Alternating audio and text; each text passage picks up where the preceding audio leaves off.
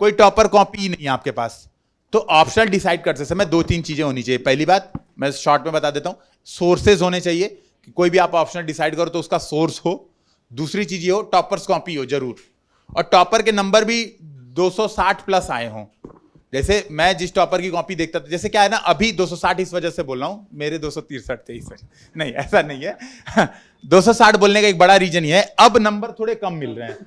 पहले क्या था, नंबर 300 350 बहुत लोग दिख जाते थे, आपको 350 वाले लोग अब नहीं दिखेंगे। एक दो लोग इक्का दुक्का दिख गए तो दिख गए, नहीं तो नहीं दिखेंगे। इस वजह से इस समय के पिछले 1-2 साल में 260 प्लस वाले की आप कॉपी देख सकते हैं, ठीक है। तो टॉपर्स की कॉपी अवेलेबल हो, फिर मार्केट में ढंग की टेस्ट सीरीज भी हो जहां पे आप प्रैक्टिस कर पाए, क्योंकि बिना प्रैक्टिस के ऑप्शनल लेने का कोई फायदा नहीं है, नंबर आने वाले नहीं, आपके लिख नहीं पाओगे। तो ये चीज डिसाइड करना, केवल इंटरेस्ट बेसिस पे मत जाना, ठीक ना। ओके तो ऐसा करते हैं, क्वेश्चन आंसर राउंड में ऐसे करेंगे कि डिफरेंट सेक्शन जो प्रिपरेशन से रिलेटेड है उसको डिवाइड करेंगे। उसके बाद उसमें अगर हम भी कुछ क्वेश्चन प्रिपेयर किए हुए हैं, उसके अलावा भी आपके क्वेश्चंस हैं और लगता है कि आंसर नहीं मिला तो आप पूछ सकते हैं, ठीक है। आपके साथ माइक रहेगा तो आराम से बात करते हैं, ठीक है ना जी, आपको मौका मिलेगा अभी, ठीक है। तो पहला सेक्शन है ऐसा कि जो जहाँ से हम स्टार्ट करते हैं कि हमें क्या पढ़ना है बुक्स मटेरियल का, ठीक है। तो अगर किसी के क्वेश्चन इससे रिलेटेड है तो अपना रेडी रख के हम मौका देंगे, है ना। हाँ, ये बहुत बढ़िया तरीका हो जाएगा, ठीक है। तो सबको मौका मिल जाएगा आराम से, और आई थिंक 20-25 मिनट और लगेगा, ठीक है। ओके तो सबसे विकास आपसे ही क्वेश्चन है एक्चुअली। हाँ, एक चीज़ और भी थोड़ा सा, विकास जतिन को मैं नाम लेकर बोलूँगा, और गौरव सर एक्चुअली ये मेरे स्टूडेंट रहे हैं तो थोड़ा वैसे चलेगा, ठीक है तो ये नहीं कि इज्जत नहीं मिल रहा है, बहुत ज़्यादा इज्जत है, ठीक है। हाँ ठीक है। ओके विकास, क्वेश्चन आपसे है कि जैसे जनरली होता क्या है कि ये जो प्रिपरेशन है इसमें कई चीज़ें हैं, मतलब आज से 4 साल पहले लगता था कि क्लास कर लेना ही इनफ है ना। धीरे धीरे चीज़ें इवॉल्व हुई और क्लास जो फैकल्टी क्लासेज लेती हैं वो हो गया, टेस्ट सीरीज हो गया, मेंटरिंग हो गया। तो मेरा क्वेश्चन आपसे ये है कि किसको कितना वेटेज देना चाहिए, और एक नया स्टूडेंट जो आता है प्रिपरेशन में वो कैसे इसको समझे कि मुझे क्लासेज पे कितना फोकस करना है, प्रैक्टिस पे कितना फोकस करना है, और role of mentors mentoring. Hello, आवाज़ आ रही है। तो जो मेंटरशिप या जो क्लास का रोल होता है, मुझे लगता है जो बात वही बात है कि फाउंडेशन कोर्स हम नाम इसीलिए देते हैं क्योंकि इसी के ऊपर पूरी बिल्डिंग बननी है ना। बिल्डिंग हम कितनी भी बड़ी बनाएं, अगर फाउंडेशन सही नहीं है तो उसका कोई मतलब नहीं है। तो मुझे ऐसा लगता है कि जब आप क्लासेस कर रहे हैं तब आपका पूरा फोकस केवल टीचर पर होना चाहिए, टीचर के बताए हुए कंटेंट पर होना चाहिए। यदि टीचर कोई सब्जेक्ट कोई बुक बोलता है, कई बार रेफर करते हैं टीचर्स भी, है ना, तो उसको आप पढ़िए, बट 60 to 70% मुझे लगता है टीचर्स एंड जो भी आप मेंटरशिप ज्वाइन किए हुए हैं उस पर फोकस कीजिए। एंड 20 to 30% जो है वो आपका स्वयं का होना चाहिए कि नहीं मुझे ये भी एक्स्ट्रा करना है या कुछ भी जो भी करना है, तो 30% आपको उसका वेटेज देना चाहिए, बट 60 to 70% जो है वो क्लासरूम पर ही फोकस होना चाहिए। ओके सर, गौरव सर, अगला क्वेश्चन आपसे है कि आपने बहुत सारे एनसीईआरटी पे क्लासेज ली हैं, तो मतलब एनसीईआरटी का कितना रोल है, पढ़ना चाहिए नहीं पढ़ना चाहिए? मैंने सर इसके लिए मेरा बड़ा क्लियर आंसर है, एनसीईआरटी पढ़ना चाहिए, लेकिन यूपीएससी की तैयारी से पहले कायदे से ये ना हमारी बड़ी दुखदाई व्यवस्था है कि यूपीएससी की तैयारी के दौरान हमें एनसीईआरटी पढ़नी पड़ रही है। कायदे से सर जो हम 12th तक पढ़ाई किए थे उसी में हमारी एनसीईआरटी होनी ही चाहिए थी। हम तो तब उसको बोलते हैं एनसीईआरटी पढ़ने को क्योंकि हमने 12th तक ढंग से पढ़ाई नहीं की। एक नॉर्मल ना जो ढंग के स्कूल का बच्चा आप देख रहे हो ना, जैसे कई लोग ये बात चिल्लाते रहते हैं कि यार केवल इंजीनियर ही सेलेक्ट हो रहे हैं या केवल डॉक्टर ही सेलेक्ट हो रहे हैं, ऐसा बड़ा लगता रहता है ना हमेशा, क्योंकि यार कई बार बैकग्राउंड उनका इस तरह से होता है कि भाई बचपन से एनसीईआरटी पढ़े हैं, उनको वो चीज ग्रैस्प करने में बड़ी ईजी हो जाती है, नॉर्मल लोगों को टफ होती है। तो मेरा यही सजेशन है कि तैयारी से जैसे आप कोचिंग ज्वाइन कर रहे हो ना, कोई एनसीईआरटी पढ़ के ज्वाइन कर लो, ज्यादा बढ़िया है। ये प्री यूपीएससी हो जाता है एनसीईआरटी। हाँ, और तभी पढ़ना चाहिए जब आपकी पढ़ाई 6 से 12 तक सही नहीं हुई है, तो पढ़ना ही पड़ेगा। ऑलराइट सर, हो गई है तो नहीं। इसका आंसर एक्चुअली इसी से जुड़ा एक क्वेश्चन और था कि हम मान लेते हैं कि ऐसे लोग जो पहले एनसीईआरटी नहीं पढ़े बट कोचिंग ज्वाइन कर रहे हैं, ये रिस्पेक्टिव आप की कौन सी कोचिंग ज्वाइन कर रहे हैं, तो उस केस में मतलब लाइक कि एनसीईआरटी पढ़े या ना पढ़े? मेरे हिसाब कोचिंग से ज्वाइन कर लिया उन्होंने, हाँ, मेरे हिसाब से सर पढ़ लेनी चाहिए, क्योंकि उससे क्या होगा, जो कोचिंग की जो चीजें हैं ना, मैंने वही कहा कि प्री यूपीएससी कर लीजिए उसको, कोचिंग की चीजें अच्छे से समझ में। जैसे अब मान लीजिए आपने कोचिंग ज्वाइन कर ली, कोई भी विजन ही ज्वाइन कर लिया आपने, तो आपको विजन में पॉलिटी पढ़ाई जा रही है सपोज, भाई ऐसा तो नहीं कि एक दिन में ही सारी कोर्सेज आपके ऊपर चिपका देंगे लोग, खत्म। तो पॉलिटी पढ़ाई जा रही है, तो पॉलिटी की यार 9th से 12th तक एनसीईआरटी पढ़ने में 10 दिन लगेगा, उसको पैरेलली जल्दी जल्दी निपटा लो। ऐसे भी काम कर सकते हो, ऐसा नहीं है कि भाई 4 महीने 5 महीने पहले एनसीईआरटी पढ़ के ही करना, पैरेलली जो चीज पढ़ाई जा रही है उसकी पहले कर ली, तो ये भी एक तरीका हो सकता है। ओके ऐसे कितने लोग हैं जो 4-5 महीने से प्रिपरेशन कर रहे हैं, स्टार्ट किया है? ओके ठीक है, इसी रिलेटेड क्वेश्चन है जतिन आपसे कि जनरली हम ये देखते हैं कि जब कोचिंग स्टार्ट करें तो बहुत जोश होता है, बट 4-5 महीने जब होते हैं तो सिलेबस कंप्लीट होने लगता है, समझ में भी कुछ चीज़ें नहीं आती। तो आप भी मतलब कोचिंग किए और इसको फील भी किया होगा आपने कि अचानक से बर्डन बढ़ गया, रिवीजन नहीं हो रहा है या क्लासेज स्किप करने का मन कर रहा है, तो एक तो कैसे मैनेज करें, और ये क्या ये नेचुरल है इस तरह से होना? ये होना तो नेचुरल है, क्योंकि आप क्या जनरली कोचिंग ज्वाइन करने और हमारे ग्रेजुएशन कंप्लीट होने के भी 2 या 3 महीने का गैप होता ही है। आप भले ही कभी कोचिंग ज्वाइन करोगे, जनरली देखा जाएगा आप 2-3 महीने के गैप के बाद ही आ रहे हो। ऐसा कभी नहीं करोगे कि आप लगातार आपने वहाँ भी पढ़ रहे हो और पढ़ते हुए आपने कोचिंग ज्वाइन कर ली। तो वो जो 2 महीने का गैप होता है ना, उसमें हम सब कुछ छोड़ चुके होते हैं। उसके बाद जब आप कोचिंग ज्वाइन करोगे तो आपको जब स्टार्ट करोगे और एकदम से इतना लोड आएगा तो आपको लगता है यार ये दुनिया तो उलट पुलट हो चुकी है, अब मैं कहाँ कैसे सर्वाइव कर पाऊँगा। बट एक बात याद रखना, जब वो जो करा रहे हैं ना क्लास में, जो भी कराया जा रहा है, जो भी सब्जेक्ट है, कुछ भी है, उसको हमेशा टेस्ट करो, अपने आप को लगातार परीक्षण करते रहना। और परीक्षण करने का सबसे अच्छा तरीका होता है टेस्ट सीरीज़, छोड़ना नहीं। मैं अगर अपने ही बैच की बात करूं, मैं अपने बैच में अब कभी कभी होता है कि आप अकेले नहीं जाना चाहते, आपको नई जगह जाने, नए टेस्ट देने में डर लगता है। मैं पकड़ पकड़ के ढूंढता था, आज कभी इसको पकड़ के ले गया टेस्ट देने, आज इसको पकड़ के चलो आज टेस्ट दे के आते हैं, चलो आज टेस्ट दे के आते हैं, चलो आज टेस्ट दे के आते हैं। तो अगर आप टेस्ट देते रहोगे और उसमें मार्क्स धीरे धीरे आपके बढ़ रहे हैं तो आपको पढ़ने में मज़ा आने लगेगा। यूपीएससी जर्नी को एंजॉय करना पढ़ते हुए, ठीक है। और एंजॉय करने का सबसे अच्छा तरीका होता है टेस्ट देते हुए अपने आप को खुद को परीक्षण करते रहो। जब लगे कि यार चीज़ें नहीं संभल रही हैं तो कोशिश करो चीज़ों को बांट दो, ठीक। अब जैसे हिस्ट्री जो हमें कराई गई थी, जो सर ने कराई थी, उन्होंने बोला शॉर्ट नोट्स बना लेना, तो मैंने उनकी बात मान ली, शॉर्ट नोट्स बना ली मॉडर्न हिस्ट्री के। वो शॉर्ट नोट्स 2020 के बनाए हुए मुझे आज तक काम आ रहे हैं। उसके बाद मैंने कभी उनको कोई अपडेट नहीं किया, कुछ नहीं किया।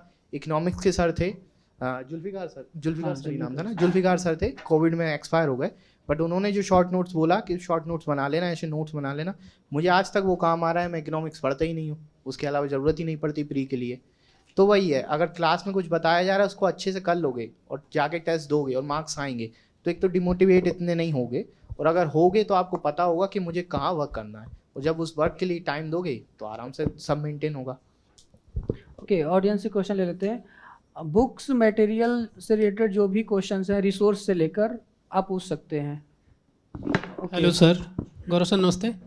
जैसा कि आप एनसीईआरटी से रिलेटेड बताएं आप, तो सर आपके समय दृष्टिकोण से आप बताइए सर कि एनसीईआरटी के 53-54 जो भी बुक होते हैं उसमें से ऐसे कोई बुक्स, किसी बुक से नोट्स बनाने हैं या नहीं बनाने हैं?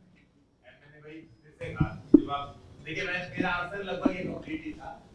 6 से 12 की पढ़ाई में हमने नोट्स बनाए थे एनसीईआरटी के, जो 6 से 12 तक की पढ़ाई कर रहे थे। नहीं, बस एग्जाम पर्सपेक्टिव सिद्धांत से। केवल मैं बता रहा हूँ एनसीईआरटी का इवन मतलब हम लोग के तीनों में बड़ी कॉमन बात है, इवन लक्ष्मीकांत के भी आपको नोट्स नहीं बनाने हैं, क्योंकि जब आप एनसीईआरटी के नोट्स बनाओ ना तो एनसीईआरटी रिटन बाय अपना नाम वही नोट्स बनाओ।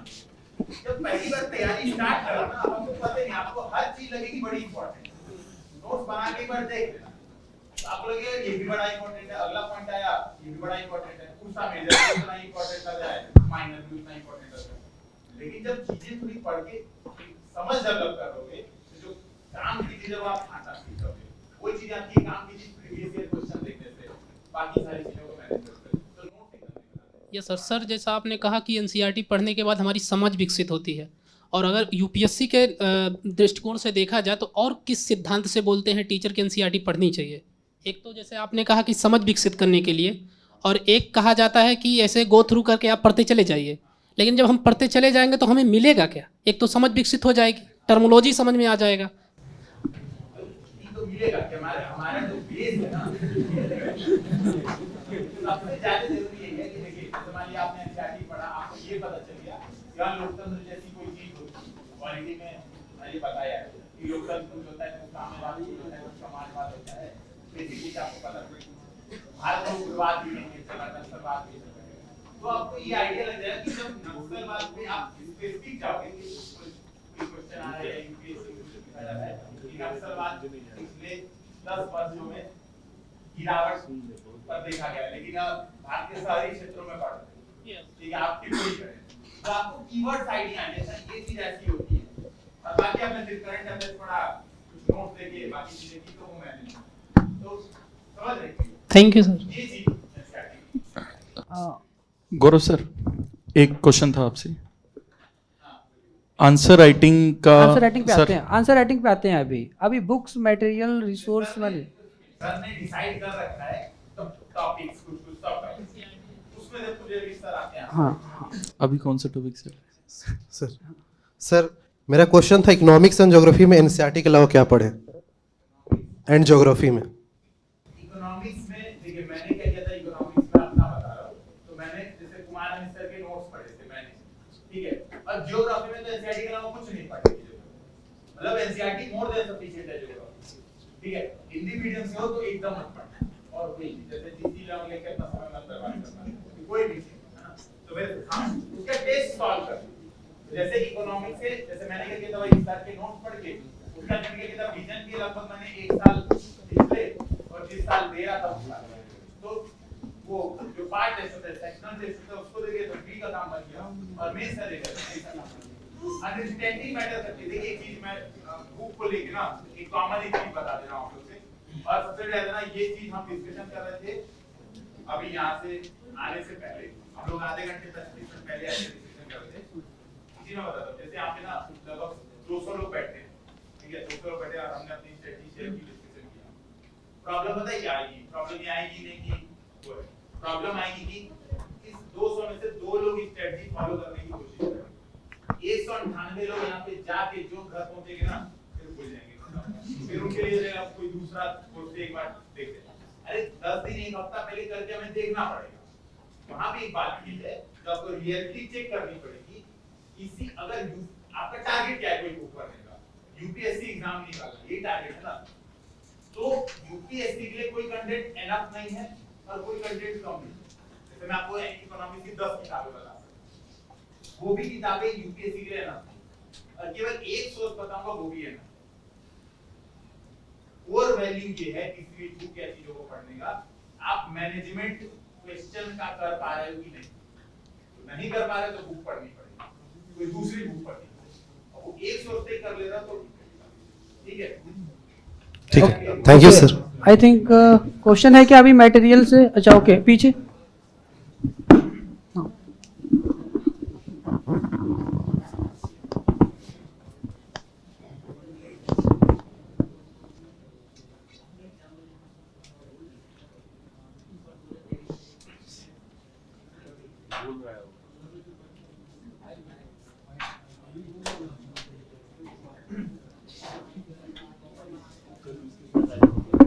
हेलो।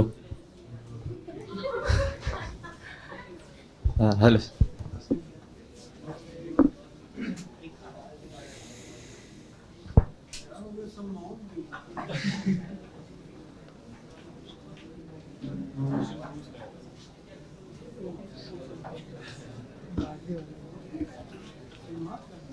ओके इनका क्वेश्चन ये है कि जैसे बहुत सारे बुक्स हम जब पढ़ते हैं तब भी कुछ क्वेश्चन सॉल्व नहीं होते, ठीक है। एक क्वेश्चन ये है उसका आई थिंक एसेंस, और एक क्वेश्चन ये है कि जो इन्होंने नोट्स कुछ बनाए हैं उसको फॉलो करें या ना करें, ठीक है। ओके ओके ठीक है। देखो, जो पहला क्वेश्चन तुमने पूछा था कि कुछ जो क्वेश्चंस हैं वो मतलब नहीं पढ़े हुए हैं, जैसे प्रेसिडेंट वाला जो क्वेश्चन, आई थिंक मेंस का क्वेश्चन तुम बोल रहे हो ना।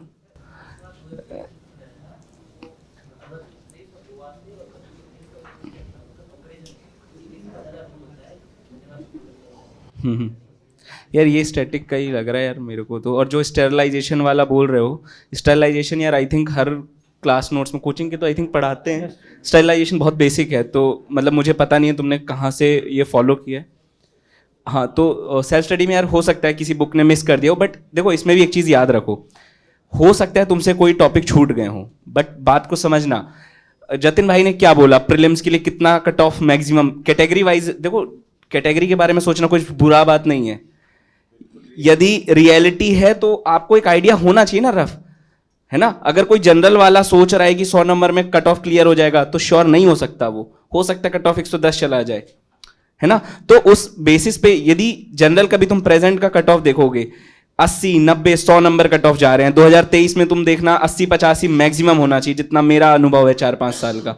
तो क्या तुम जो स्टरलाइजेशन वाला क्वेश्चन है या एक दो ऐसे क्वेश्चंस हैं वो छोड़ दोगे तो क्या तुम्हारा कट ऑफ क्लियर नहीं होगा?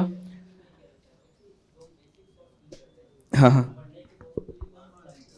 हाँ हाँ, वो देखो वही चीज बता रहा हूं, उसके लिए टेस्ट सीरीज। इसीलिए जैसे लक्ष्मीकांत में, जो मैं लक्ष्मीकांत की बात बार बार इसलिए करता हूं क्योंकि लक्ष्मीकांत हर कोई पढ़ रहा है, 10 बार पढ़ रहा है, 15 बार पढ़ रहा है, बट उसको तब भी बेसिक क्लियर नहीं है ना। तो इसीलिए टेस्ट सीरीज की इंपॉर्टेंस आती है। जब आप टेस्ट सीरीज करोगे, जब आप उसका, हो सकता है सेम टू सेम क्वेश्चन नहीं आएगा टेस्ट सीरीज में, बट आप जब वो क्वेश्चन गलत करोगे ना, उससे रिलेटेड कुछ भी, तो आपको उससे रिलेटेड चीजें भी पता रहेंगी।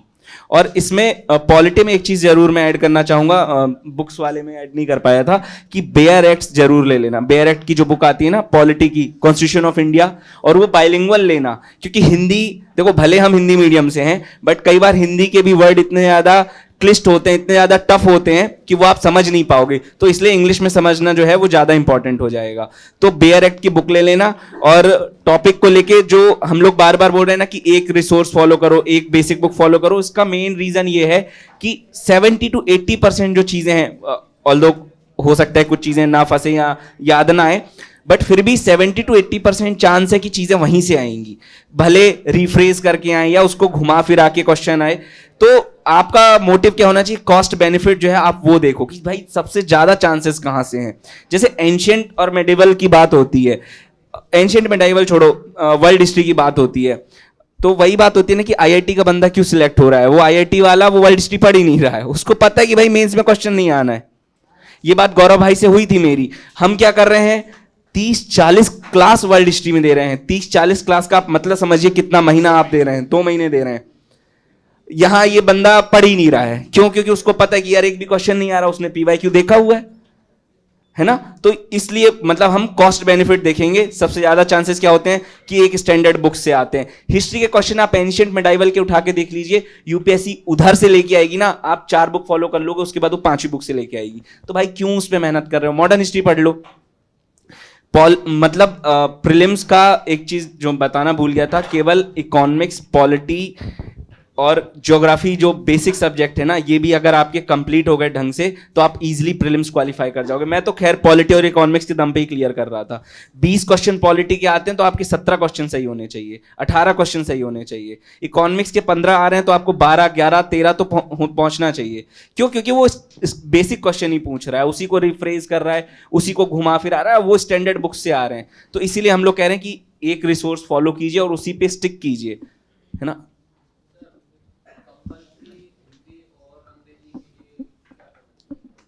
अभी बता दे इसका। देखो ये अच्छा क्वेश्चन है, क्योंकि यार देखो कोई भी तैयारी करता है तो होना भी चाहिए, ये डाउट आना भी चाहिए कि यार कैसे क्वालिफाई करोगे। इंग्लिश हिंदी मीडियम से हैं, इतनी इंग्लिश अच्छी नहीं होती है। तो इसमें सबसे अच्छी चीज़ मुझे लगती है कि पीवाईक्यू जो होते हैं ना इंग्लिश के, वो आप सॉल्व करके देखिएगा, उससे काफ़ी कुछ आपको एक तो आइडिया लग जाएगा कि कैसे लिखना है। फिर मैं सेशन के बाद एक बुक बता दूंगा पीवाईक्यू की होती है, तो सॉल्व पेपर या तो आप मार्केट में पता कर लीजिए, जो भी दिशा पब्लिकेशन की एक आती है, तो दिशा पब्लिकेशन की बुक आती है, तो उसमें उन्होंने पीवाईक्यू सॉल्व ही दिया हुआ है इंग्लिश में, है ना। तो उससे आपको समझ में आ जाएगी किस तरीके की ग्रामर और किस तरीके का जो है कंटेंट चाहिए होता है, तो उससे वो हो जाएगा। और तीसरी चीज, जब भी कोई मेंस लिखे ना, तो एक तो यार देखो पहला उसमें आएगा ऐसे इंग्लिश में, और वो आप कितना भी घटिया लिखो, अगर आपने 3 पन्ने भरे हैं ना तो कुछ तो नंबर दे ही देगा। फिर सेकंड आता है प्रेसी राइटिंग। प्रेसी राइटिंग का क्या होता है, 2-3 पेज का रहेगा, उसको बोलेंगे शॉर्ट कर दो। अब यार शॉर्ट अपन कैसे कर देंगे, जब इंग्लिश आती नहीं हम कैसे कर देंगे? तो हम क्या करेंगे, 2-2 लाइन उठा के डाल देंगे। अब वो तुम्हारी परेशानी है, हमने लिखा तो है, हमने 3 पन्ने का आधा पन्ना कर दिया, कुछ तो नंबर दोगे, ठीक है। फिर क्या होगा, थर्ड आप कैसे पास होगे, जो कॉम्प्रिहेंशन आता है ना, हाँ कॉम्प्रिहेंशन सीसेट का बहुत टफ आता है, बट इसका बहुत इजी आता है। इसमें सच में छुपा ही होता है आंसर, आप ना देख सकते हो कि हाँ इसका आंसर यहाँ है। तो ये 3 चीजों से मोस्टली हो जाता है, बट इसके साथ मुझे लगता है कि जो ग्रामर का जो पोर्शन होता है ना, कुछ क्वेश्चंस वो भी अटेम्प्ट करने चाहिए, क्योंकि गलत लिखोगे तो काटेगा, मतलब नेगेटिव मार्किंग नहीं होती है मेंस में, नेगेटिव मार्किंग नहीं होती है ना, गलत होगा तो गलत, कोई दिक्कत नहीं है, बट फिर भी उसको अटेम्प्ट करने की कोशिश करना कि कुछ तो, खासकर जो ब्रैकेट में एक 5 क्वेश्चंस आते हैं जिसमें 2 में से 1 सही करना होता है, वो लगभग पता चल जाता है ना। इतनी इंग्लिश आप न्यूज़पेपर पढ़ोगे तो हो ही जाती है, तो उससे मतलब 2-3 तो सही करो, उसको लगे तो कुछ तो आता है ना, पास हो जाओगे। मतलब जितना मेरा एक्सपीरियंस, यार मेरे को पहली बार में बहुत डर लग रहा था, फिर किसी मतलब वो होता है ना एकदम से कोई महात्मा प्रकट हुए, वैसा कुछ हुआ था। एक लड़के बस ऐसे ही मिल गया रैंडम, उसने बोला कि भाई प्रीवियस ईयर कर ले, हो जाएगा, और वो हो गया था।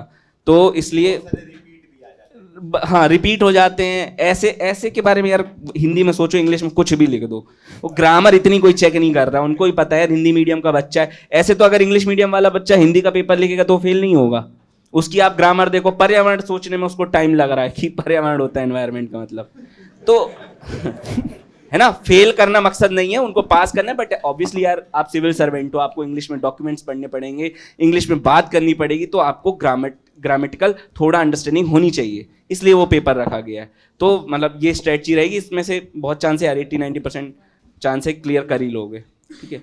ओके कुछ लोग उठकर जा रहे हैं, हार्डली ज़्यादा टाइम नहीं लगेगा, इतना तो अभी 3 घंटे हुए आई थिंक, है ना। तो इसके आंसर राइटिंग भी करेंगे तो 4-5 घंटे लगेंगे स्टार्टिंग में, है ना।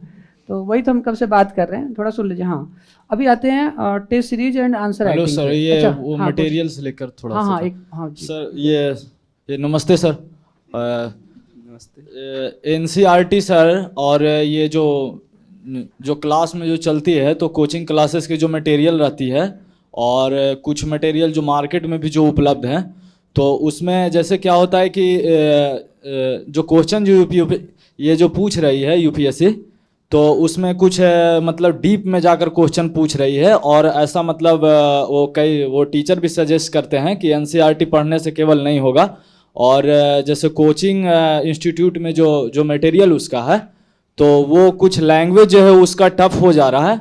तो पढ़ने में उसके कारण थोड़ी परेशानी हो रही है। तो जो मार्केट में जो मटेरियल जो है, बुक्स वगैरह जो हैं, तो क्या किया जाए? मतलब और जो क्लासेज जैसे चल रही है तो मार्केट वाली बुक को लेकर मतलब नहीं हो रही है। जो मटेरियल जो कोचिंग में जो बनी है उसी हिसाब से पढ़ाई जा रही है हमें, और वो लैंग्वेज हमें टफ हो रहा है। ओके, आई थिंक इनका क्वेश्चन ये है तो कि, क्या मतलब मार्केट के मटेरियल को लेकर हम चलें या फिर प्लीज प्रेसिडेंट डेकोरम। ओके, इनका क्वेश्चन एक्चुअली ये है कि आई थिंक एक सोर्स जहाँ से भी ये पढ़ रहे हैं Yes, sir. वो उससे मेरे सेटिस्फाइड नहीं है, और लैंग्वेज का भी एक इशू है। तो एक इसका सॉल्यूशन क्या हो कि जिससे क्वेश्चन भी सॉल्व हो, एक्यूरेसी बढ़े। देखो पहले तो जो आपने शायद एनसीईआरटी का बोला था, है ना? Yes, sir. एनसीईआरटी तो सर ने बता दिया है कि हमको केवल समझने के लिए यूज करना है, Yes, sir. है ना? और ये किस्मत से मेरे साथ हुआ ही था। मैंने 1 साल का ड्रॉप लिया था, तो मैंने एनसीईआरटी ही पढ़ी थी। मुझे उस टाइम पे पता नहीं था कि मैं फ्यूचर में यूपीएससी की तैयारी कर पाऊंगा, बट किस्मत से वही इनकी स्ट्रेटजी है कि आपको पहले पढ़ना चाहिए, क्योंकि जब आप एनसीईआरटी पढ़ोगे तो आपके पास डाउट्स आएंगे, है ना? और वो कोचिंग वाले जो हैं वो उसको सॉल्व करा देते हैं। तो ये अच्छा कॉम्बिनेशन है। तो एनसीईआरटी आपको समझने के लिए यूज़ करनी है। कुछ एनसीईआरटी है जो बार बार पढ़नी है, जैसे ज्योग्राफी की हो गई, मेनली तो ज्योग्राफी ही है यार, है ना? और हिस्ट्री के लिए हो गई जो एनसीईआरटी आपको बार बार रिवाइज करनी है, या आप नोट्स बना सकते हो, ठीक है? बाकी एनसीईआरटी केवल समझने के लिए यूज़ करनी है। और फिर जो आप सोर्स की बात कर रहे हो, रिसोर्स की, जो Yes, sir. आपको समझ में नहीं आ रहा कई बार, है ना? तो उसमें यार देखो, ऐसा फिक्स नहीं है कि हमको एक रिसोर्स ही फॉलो करना है। देखो, हम जो हमारा जो अनुभव है, हम केवल उसको शेयर कर रहे हैं कि हाँ, एक रिसोर्स पढ़ोगे तो ज़्यादा चांसेस हैं कि समझ में आएगा, ठीक है? मैं यहाँ तक बोलता हूँ लोगों को कि जैसे अब मैंने एमपीपीएससी की तैयारी की थी, तो एमपीपीएससी में एमपी की कोई बुक नहीं होती ढंग की। तो मैंने यहाँ तक बोला था कि एमपी की कोई भी बुक उठा लो, वो कचड़ा बुक भी है, तुम केवल उसी को 10 बार पढ़ो। उसमें गलत फैक्ट दिए, तुम गलत फैक्ट याद कर लो, ठीक है? पर उसको 10 बार पढ़ लेना, तुम्हारा प्रीलिम्स क्वालिफाई हो जाएगा। मतलब प्रीलिम्स का चूंकि एक्सपीरियंस है, मेंस तो मैं भी कई बार फेल हुआ हूँ। तो क्या होता है ना कि जब आप एक ही रिसोर्स बार बार पढ़ते हो तो चांसेस होते हैं कि आपको समझ में आ ही जाता है। बट अगर आपको कोई, जैसे इकोनॉमिक्स में है, इकोनॉमिक्स में मान लो कोचिंग का मटेरियल है या कोई भी चीज़ है, आपको नहीं समझ में आ रहा, तो हो सकता है आपको दूसरा मटेरियल फॉलो करना पड़े। बट आप कोशिश ये करो कि उसके लिए केवल उस टॉपिक के लिए पढ़ो। जैसे कोचिंग में, इकोनॉमिक्स में repo rate, reverse repo rate है ना? वो आपको नहीं समझ में आ रहा जो मटेरियल आप पढ़ रहे हो, तो उसको या तो आप यूट्यूब पे सर्च कर लो, अलग से बुक क्यों खरीदना, या फिर अगर उसके लिए कोई बताया दोस्त कि हाँ यार उसके लिए कोई अच्छी बुक भी है, उसमें बहुत अच्छा दिया हुआ है, तो उस टॉपिक को रेफर करो। न्यू पूरी बुक नई करने की जरूरत नहीं है। कोई भी रिसोर्स अगर आपको समझ में नहीं आ रहा है, कोशिश ये करो कि जो अदर बुक आप फॉलो कर रहे हो, नेक्स्ट बुक, उसके केवल उस टॉपिक को पढ़ो। 2 बुक पढ़ोगे तो कोई मतलब नहीं निकलेगा। ये मैंने एथिक्स में किया है। एथिक्स में मैंने 2-3 बुक्स पढ़ी हैं, बट उसके बाद भी उसका मतलब वही है, मतलब कुछ नहीं निकला, उसका सेंस नहीं निकला। मुझे लगता है मैं एक बुक पढ़ के भी अगर आंसर राइटिंग किया होता तो ज़्यादा बेनिफिट होता, है ना? ओके, अच्छा, अभी मटेरियल से Okay, sir. क्वेश्चन है। हाँ,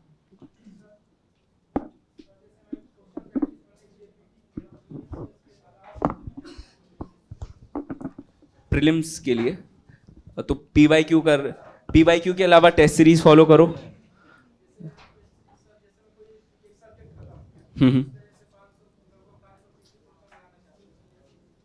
यार ऐसा सब्जेक्टिव तो यार आजकल ना कई कोचिंग वाले 10-10 क्वेश्चंस भी देते हैं डेली, तो वो भी कर सकते हो। नहीं तो जो सेक्शनल टेस्ट आते हैं, सेक्शनल टेस्ट ले लो, उसके 10 टॉपिक कर लो।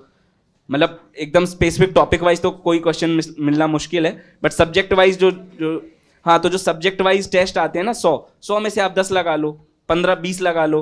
मतलब डेली अगर आप 100 नहीं लगा पा रहे हो तो किसी भी पॉलिटी या किसी भी चीज़ का 10 से 20 जो है वो टेस्ट आप लगा सकते हो। और टेस्ट सीरीज वही बहुत सोच समझ के डिसाइड करना। हिंदी में बहुत कम अवेलेबल हैं ढंग की टेस्ट सीरीज, है ना? विजन की no doubt one of the best है। मतलब ऐसा मैं नहीं बोल रहा हूँ, सबको पता ही होगा, है ना? हर टॉपर बोलता है, हर टॉपर की आंसर कॉपी भी आपको मिल जाएगी। फोरम की काफ़ी अच्छी है टेस्ट सीरीज, वो देख सकते हो प्रीलिम्स के लिए। और इंग्लिश मीडियम की कोशिश करना, इंग्लिश मीडियम में भी काफ़ी अच्छी और भी अदर टेस्ट सीरीज हैं। तो डाइवर्सिटी जो है वो आप लेके आना। अगर आप टेस्ट सीरीज ज्वाइन नहीं कर सकते, ओपन टेस्ट दे दो। ओपन टेस्ट बहुत 2-4 तो हर कोचिंग दे ही रही है। 4-4 भी लगाओगे, 5 से 10 कोचिंग के लगाओगे, आप 40 टेस्ट हो जाएंगे। समझ रहे हो ना? तो डाइवर्सिटी रखो टेस्ट में भी, बट मतलब कोशिश करो कि इंग्लिश के जो टेस्ट सीरीज हैं उनको लगाओ, काफ़ी अच्छे बनाते हैं वो, है ना? हेलो सर, हाँ जी। हाँ हेलो सर, नमस्ते सर। सर जीएस पेपर 3 के लिए प्रत्येक सेगमेंट का रिसोर्सेज क्या होनी चाहिए, और इसकी जब आंसर राइटिंग करते हैं हम लोग तो उसमें नंबर बड़ी कम आते हैं, तो इसमें थोड़ा गाइड कर दो मुझे पे जीएस पेपर 3 के लिए सर। मेंस के लिए जी जी बिल्कुल। वही टेस्ट सीरीज से नोट्स बनाना है हमें। स्टार्टिंग में ना नंबर कम आएंगे। देखो भाई सीधी बात है, और आप ना पहले दिन से आप एक्सपर्ट नहीं हो ना, ये क्यों मान के चलते हो हमेशा नंबर कमाने से घबराते क्यों? बात ये है ग्रेजुअली इंक्रीज हुआ है। मेरे प्रीलिम्स में 35 नंबर 25 नंबर से जाके 100 नंबर की सफ़र तय किया है मैंने। अभी आपने मेरी कॉपी देखी 20 वाली देखी, उसमें 70 नंबर थे। 22 वाली देखी उसमें 100 थे। हो सकता है 23 वाली में और बढ़ जाएं। बात वही है, मेहनत करना है, प्रैक्टिस करना है। प्रैक्टिस करने से डरो मत, ठीक है। जीएस 3 में अभी सबको कम आए इस बार नंबर, हिंदी मीडियम में सबको कम आए, तो उसकी हम टेंशन थोड़ी लेके बैठ जाएंगे कि यार कम नंबर आए तो अब हम प्रैक्टिस ही नहीं करेंगे। रिसोर्स वही है आपका। रिसोर्स मैं जो अपनी स्ट्रेटेजी मैंने फॉलो किया पूरा, मैंने टेस्ट सीरीज के ही नोट्स बनाए, इकोनॉमिक्स के भी बनाए, क्योंकि उतना अच्छा मुझको और मटेरियल कहीं दिखा नहीं। जैसे सर ने टॉपर्स कॉपी की बात की, तो अब मुझे कोई बताने वाला नहीं था कि मैं इतनी सारी 600 टॉपर्स की कॉपी में किसकी देखूं। मुझे विजन का मटेरियल समझ में आया कि इसमें ये एक साथ सब कुछ दिया है, मुझे कुछ नहीं नोट्स बनाना है, फिर इसको बाद में याद करना है, फिर मैं जाके प्रैक्टिस करूंगा, टेस्ट सीरीज दूंगा, टेस्ट दूंगा इकोनॉमिक्स के। उसके बाद में अगर क्वेश्चन आते हैं तो उन्हें वापस लिखूंगा, नहीं फंसे जो उन्हें वापस नोट्स बनाऊंगा, उन्हें वापस याद कर लूंगा। यही है। इसके अलावा 365 जो आती है मेंस की, उसको इंक्लूड कर सकते हो। जैसे एनवायरनमेंट के लिए, साइंस टेक के लिए, सिक्योरिटी के लिए, ये तीनों सब्जेक्ट जो ऐसे हैं, यहाँ 365 काफी काम आएगी आपके। Sir thank you. क्योंकि अभी जो नई 365 आने लगी है, उसमें जो डिटेल्स है वो काफी पॉइंट वाइज है। आप देखना, वो ऐसा लगता है जैसे शॉर्ट नोट्स टाइप हो, तो उनको आप फॉलो कर सकते हो और अच्छे से।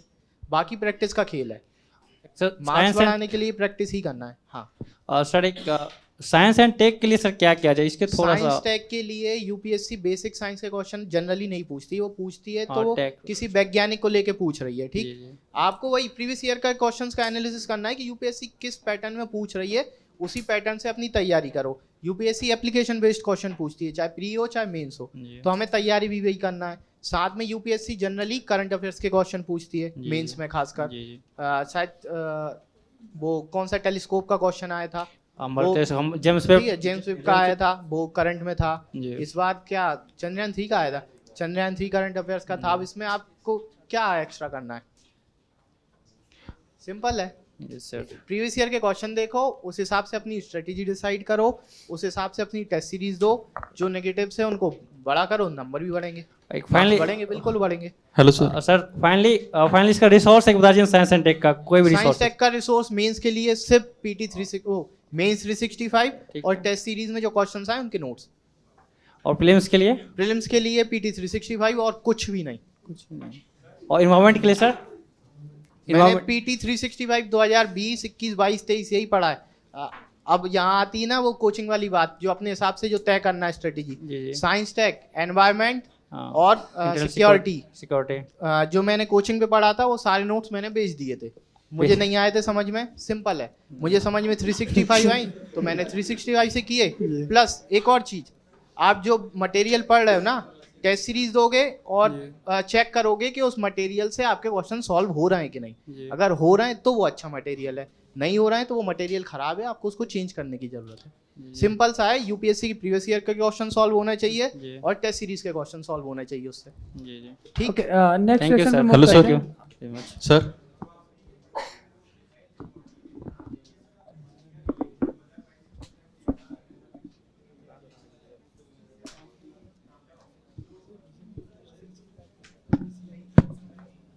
दो 2021 का ओके इनको मैं इनका आंसर थोड़ा सा और क्लियर कर देता हूँ। जतिन जब पहली बार मेंस लिख रहे थे तो ये मेरी मेंटरशिप में आए, ठीक है। तो कॉपी में तो कमियां थी ही, उस कोविड के जस्ट बाद आई थिंक था ना, हम लोग ऑफलाइन नहीं मिलते थे। हाँ, तो अब कॉपी देखते थे हम लोग तो पता तो चलता था कि ये मुश्किल तो है क्वालिफाई करना, तो कैसे बोलें, ठीक है। तो तो हम लोग बात करते थे, खुलकर बात करते थे, जो एक्चुअली होता है मेंटोर्स का रोल, टीचर का रोल जो होता है। तो जतिन को अपने आप रियलाइज हो गया कि सर मेंस तो मैं दे रहा हूँ बट बहुत मुश्किल है क्वालिफाई करना। और ये लाइन मुझे अभी भी याद है, गूगल मीट पे हम लोग थे, इन्होंने ये बोली कि सर अगला अटेम्प्ट ड्रॉप करूँगा। इन्होंने एकदम क्लियर ये लाइन बोली थी। और जो इन्होंने शायद आज बोला भी कि वही जो टेस्ट सीरीज वाला नोट्स और बाकी नोट्स मेकिंग का था, तो इन्होंने एकदम उसी टाइम मेंस अभी हुआ भी नहीं था इनका, और ये बोला कि अटेम्प्ट ड्रॉप करूँगा, 2-3 साल के टेस्ट सीरीज के नोट्स बनाऊंगा, मुझे समझ में आ गया कि मेरी कमियां क्या हैं। तो जो आप क्वेश्चन पूछ रहे हैं वही था कि ड्रॉप किए थे, फिर उसके बाद इन्होंने प्रिपरेशन की थी। बहुत नहीं, मैं इसका आंसर देता हूँ सर, थोड़ा सा भूल रहे हैं। 21 का जो अटेम्प्ट था उसको मतलब स्किप करने का मेन रीज़न था MPPSC। क्या हुआ था, 20 जो एग्ज़ाम हुआ था UPSC का मेंस का, वो जनवरी में हुआ था, उसका रिजल्ट आया मार्च में हुआ मैं फेल। अब गम से निकलने के लिए मेरे पास कोई तरीका नहीं। तरीका ये था कि उसके 1 महीने बाद MPPSC का प्री का एग्ज़ाम था। मैंने कि अब इसको देंगे, क्योंकि अब कुछ तो करना है जिसमें हम मतलब तरीका यही है ना, आप सफल होगे तो आपको कॉन्फिडेंस आएगा। मुझे लगा था कि प्री है, ये क्या आता है, इसको आराम से निकाल दूंगा मैं। उसकी तैयारी की, वो जाके हुआ जुलाई में, वो हुआ ही नहीं अप्रैल में, फिर सेकंड लॉकडाउन आ गया। वो जुलाई में हुआ, उसमें इतने अच्छे मार्क्स आ गए कि वो फिक्स था कि मेरा प्री निकलेगा। उसका मेंस होना थी अक्टूबर में, और अक्टूबर में था UPSC का प्रीलिम्स। इस कारण मैंने वो छोड़ा। फिर उसका MPPSC का वो हुआ नहीं मेंस अक्टूबर में जाके, वो जाके हुआ अप्रैल में। तो उस चक्कर में मैं उतने टाइम MPPSC पढ़ता रहा। उसका मेंस दिया, फिर UPSC का प्री दिया, फिर उस प्री को क्वालिफाई करके मैंने वो बीच में नोट्स बनाए थे जो अभी मैंने दिखाए। हाँ, ये है कि इसमें अभी जो कीवर्ड्स वगैरह है ना, ये इतने सारे नहीं थे। ये क्या है, ये 3 साल का प्रोसेस है। मैंने 21 के बनाए, 22 के लिए, फिर 22 के साथ में बना रहा था, फिर अभी इस वाले एग्जाम के लिए भी बनाए। ये मैं अभी PDF बना के लाया हूँ। तो कीवर्ड्स कम थे, डेटा भी कम था उस टाइम के लिए। ये अभी इसलिए आपको इतने परफेक्ट नोट लग रहे हैं, उतने नहीं थे। पेपर फर्स्ट के ID नहीं हुआ था, जैसे ज्योग्राफी के नहीं बना पाया था मैं, और शायद हिस्ट्री के भी नहीं बना पाया था मैं। बन सकते हैं, हाँ वही मैं बोल रहा हूँ। आपको ये डर लग रहा है ना, ये डरना नहीं है, ये बन सकते हो, प्रैक्टिस कर सकते हो। बस ये है कि ना इस बीच के 2-3 महीने में ना मेहनत बहुत लगेगी, जी जान लगाना पड़ेगी। बिल्कुल कुछ नहीं करना है, सिर्फ यही करना है। हाँ, नहीं, मैंने पूरी एक टेस्ट सीरीज ही ली थी ना। हाँ, बाई की, परचेज की थी मैंने टेस्ट सीरीज, उसमें 30 टेस्ट की टेस्ट सीरीज परचेज की थी। हाँ, फुल ईयर वाली। ओके, किसके ओके, इस पे आते हैं। अभी एक क्वेश्चन इसी से रिलेटेड है। जैसे जनरली एक डेटा है, आप आई थिंक आप लोगों को भी जाना चाहिए। जैसे विजन का जो क्लासरूम प्रोग्राम है उसमें सारी चीज़ें मिलती हैं, है ना। बट हमने एक चीज़ ये देखा कि जो फाउंडेशन कोर्स के स्टूडेंट हैं वो हार्डली 10-15% हैं जो सारे टेस्ट सीरीज लिखते हैं और वैसे, ठीक है। तो ये मतलब इससे ये डेटा है, बट ये सबके साथ आई थिंक होता होगा, कहीं भी जो कोचिंग करता होगा। तो जो इनका क्वेश्चन है कि कैसे प्रिपरेशन करें कोचिंग के साथ या नहीं, तो कि क्यों हम ऐसा टाल देते हैं कि नहीं 1 साल कोचिंग करेंगे, या जहाँ 2 साल पढ़ रहे हैं 2 साल कोचिंग करेंगे, फिर टेस्ट सीरीज और बाकी चीज़ें करेंगे। इसका मतलब आप आंसर करो। इसका सबसे बड़ा जो रीज़न था, हमने बात की थी डर। जो डर होता है ना कि मार्क्स कम आएंगे, वही सिर्फ एक रीज़न है कि हम प्रैक्टिस ही नहीं करते हैं, और हम सोचते भी नहीं हैं कि सिर्फ UPSC पढ़ाई का खेल है। मैंने बोल रहा हूँ UPSC प्रैक्टिस का खेल ज़्यादा है, पढ़ाई के साथ प्रैक्टिस। अब जैसे मैंने बताया कि मैं पकड़ के ले जाता था दोस्तों को, तो अब मैं तो जा रहा हूँ ना, बाकी लोग एक बार ही जा रहे हैं, क्योंकि एक बार वो जाके वो अगली बार नहीं जाता था, नए को पकड़ना पड़ता था। ठीक, तो सेम वही है। उस डर से हट जाओ ना, मार्क्स कितने आएंगे नहीं है मतलब हमें भाई, हमें प्रैक्टिस करना, हमें अपनी कमियां ढूंढना। सर ने क्या बोला, गौरव सर ने, कि अगर हम अपनी कमियों को दूर कर लेंगे ना, उसी में UPSC क्लियर हो जाए। लेकिन कमियां पहचानोगे कैसे, जब प्रैक्टिस ही नहीं करोगे, मैदान में उतरोगे ही नहीं, तो पता कैसे चलेगा कि तुम कमज़ोर कहाँ पर हो। तो वही है, टेस्ट सीरीज़ को सिर्फ मार्क्स के लिए मत देखो, उसको देखो अपनी स्ट्रेटेजी क्या बनाना है, हम में क्या गलतियाँ हैं, हम किस चीज़ में अच्छे हैं, ये सब आपको टेस्ट सीरीज़ देके ही पता चलेगा। Sir hello sir. जी हाँ, बोलिए सर, आंसर राइटिंग के लिए कंसिस्टेंसी कैसे बनाएं? एक तो कोचिंग डेली चलती है, ठीक है, उसमें से सर इधर, हाँ, कोचिंग डेली चलती है, ठीक है, तो रिवीजन भी चलती है, तो साथ में ये समझ नहीं आता कि आंसर राइटिंग कब करें और इतना टाइम कैसे दें, क्योंकि शुरुआत में तो इतना टाइम टाइम लगता है। देना ही क्यों है भाई, इतना टाइम नहीं देना है ना हमें। तो जो कोचिंग पे मिल रहा है 2 आंसर लिखो ना बस यार, 2 आंसर लिखो, संडे को जाके एक मिनी टेस्ट दे दो। डेली आंसर हाँ। लिखने चाहिए सर? हाँ डेली आंसर ही तो लिख रहे हैं ना जो क्लास में मिल रहा है आपको, वो तो लिखो। कितना टाइम लगेगा उसमें, 15 मिनट, 20 मिनट, 30 मिनट? ज्यादा ही लग रहा है सर। 30 मिनट से ज्यादा ऐसे थोड़ी लिख रहे हो, 30 मिनट से ज्यादा नहीं लगना चाहिए। अगर 30 मिनट से ज्यादा लग रहा है तो आपको खुद एक बार और सोचने की जरूरत है कि मैं ऐसा क्या कंसिस्टेंसी कैसे बनाए सर? ये है ना कि पहले दिन ही सोचते हैं हम एकदम परफेक्ट लिखें, तो सोच सोच के कि यार अब इतना बढ़िया लिख हाँ। लें कि एकदम हाँ एग्जामिनर फ्लैट हो जाएगा। बस पहले दिन जो समझ में आए वो लिखो, चेक कराओ, मार्क्स जो आए उससे मत डरो, कमियां ढूंढो और उनको सही करो। कंसिस्टेंसी अपने आप बनेगी ना यार, जब रोज मिल रहा है तो रोज करो। ग्रुप बना सकते हो और अच्छा तरीका है, अगर आपको अपने जैसा कोई मिल जा रहा है ग्रुप बनाओ, ग्रुपिंग बहुत अच्छी चीज़ है। ग्रुप बनाओ, अब एक दूसरे को बोलो यार तूने आज आंसर नहीं लिखा, तूने क्यों नहीं लिखा, तो अपने आप कंसिस्टेंसी आएगी। ओके इनका एक क्वेश्चन था आर्ट एंड कल्चर से रिलेटेड। हाँ आर्ट एंड कल्चर को लेके क्या स्ट्रेटेजी होना चाहिए? देखो इसका रिसोर्स एक तो एनसीईआरटी के ना पीछे कई सारे कीवर्ड्स दे रखे हैं। दूसरी चीज आर्ट एंड कल्चर की ना थीम छांटना। आप यूपीएससी की प्रीवियस ईयर के क्वेश्चन देखोगे ना तो आपको थीम मिलेंगी, उन थीम को फॉलो करना। जैसे मैं आपको बताता हूँ जो एंशियंट हिस्ट्री है उसमें जो हमारा राजपूत काल होता है, जो पूर्व मध्य काल होता है, उसके क्वेश्चंस लगातार आ रहे थे कुछ साल तक, तो उस साल में तैयार करके गया, वो फंस गया और सही हुआ। दिल्ली सल्तनत के क्वेश्चन लगातार आ रहे थे, वो करके गया, सही गया। अभी क्या ट्रेंड चल रहा है कि जो जैन और बौद्ध साहित्य है वो उसके क्वेश्चन लगातार आ रहे हैं, तो अब आपको उसको तैयार करना है। ढूंढो, सर्च करो, यूट्यूब पे देखो कोई पढ़ा रहा है वो देखो। विजन की यूट्यूब पर सुजीत सर कराते हैं, उनके प्रीवियस ईयर क्वेश्चंस का डिस्कशन है, आर्ट एंड कल्चर यूपीएससी की प्रीवियस ईयर क्वेश्चंस का, वो डिस्कशन जरूर देख लेना। वो बहुत अच्छे से बताते हैं कि ये किस रिसोर्स से आया है और कौन सा ट्रेंड अभी यूपीएससी फॉलो कर रही, तो वो वीडियो जरूर देख लेना, वो आपको बहुत फायदा करेगी। हाँ PT 365 आप ऐड कर सकते हो। क्या होता है कि एक तो देखो करंट अफेयर्स का ना बात करना भूल गए हम, थोड़ा सा एक बताता हूँ। करंट अफेयर्स का यूपीएससी जर्नी में 30% रोल है, तो उसको ना अपने तैयारी का 30% ही टाइम देना। उस 30% में भी जो 15% है ना वो आपके बेसिक से सॉल्व होगा। अगर आपका बेसिक स्ट्रांग है ना तो आप वो 15% करंट अफेयर्स को भी सॉल्व करके ले जाओगे। जैसे आर्ट एंड कल्चर में क्या होता है, जनरली कभी कभी करंट अफेयर्स को पूछते हैं बट बेसिक से जोड़ के पूछते हैं। जैसे सोमनाथ टेम्पल वाला क्वेश्चन था, वो क्या था, भले ही करंट का था लेकिन बेसिक ही था ना कि किसने बनवाया, क्या बनवाया। इसके अलावा रामानुजाचार्य वाला जो क्वेश्चन था वो क्या था करंट लेकिन बेसिक से पूछा, तो वही है, सिंपल है। तो वो करंट वो पता करने के लिए आप PT 365 पढ़ सकते हो, जो आर्ट एंड कल्चर की होती है ना, उससे भी आपका काफ़ी कुछ कवर होगा। हाँ बेसिक कवर होगा उससे काफ़ी कुछ। सर हाँ जी हाँ पूछिए। सर कॉम्प्रिहेंशन के लिए बता दीजिए। अच्छा हाँ, कॉम्प्रिहेंशन का जो मैंने फॉलो किया था, मतलब शुरुआत में कमांड नहीं थी। देखो भाई है ना, वो जैसे अभी किसी ने पूछा था कि पहले से शुरुआत में एक्सपर्ट नहीं होते, हर बार ग्रेजुअली इंक्रीज करते हो आप। तो 13, 14, 15 के कॉम्प्रिहेंशन एक एक सॉल्व किया मैंने।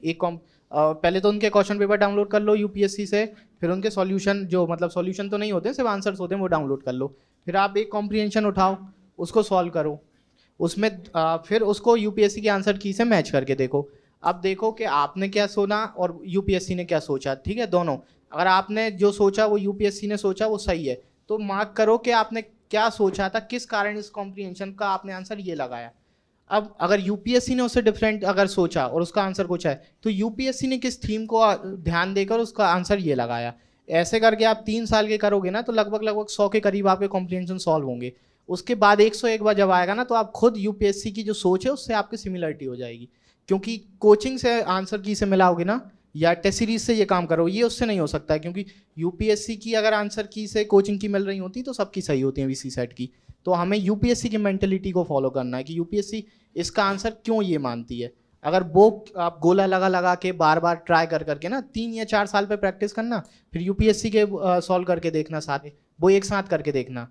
ये 3 साल को एक एक उठाना, एक कॉम्प्रिहेंशन सॉल्व किया, फिर अपना आंसर देखा कि मैंने इस कारण ये लगाया था, फिर यूपीएससी का चेक किया, नहीं यार यूपीएससी ने ये माना इस कारण, फिर ऐसे ऐसे करके प्रैक्टिस होगी, सब काम होगा। Thank you sir. Okay current affair से रिलेटेड कोई क्वेश्चन है किसी का, करंट अफेयर सेक्शन से? अच्छा है, हाँ जी।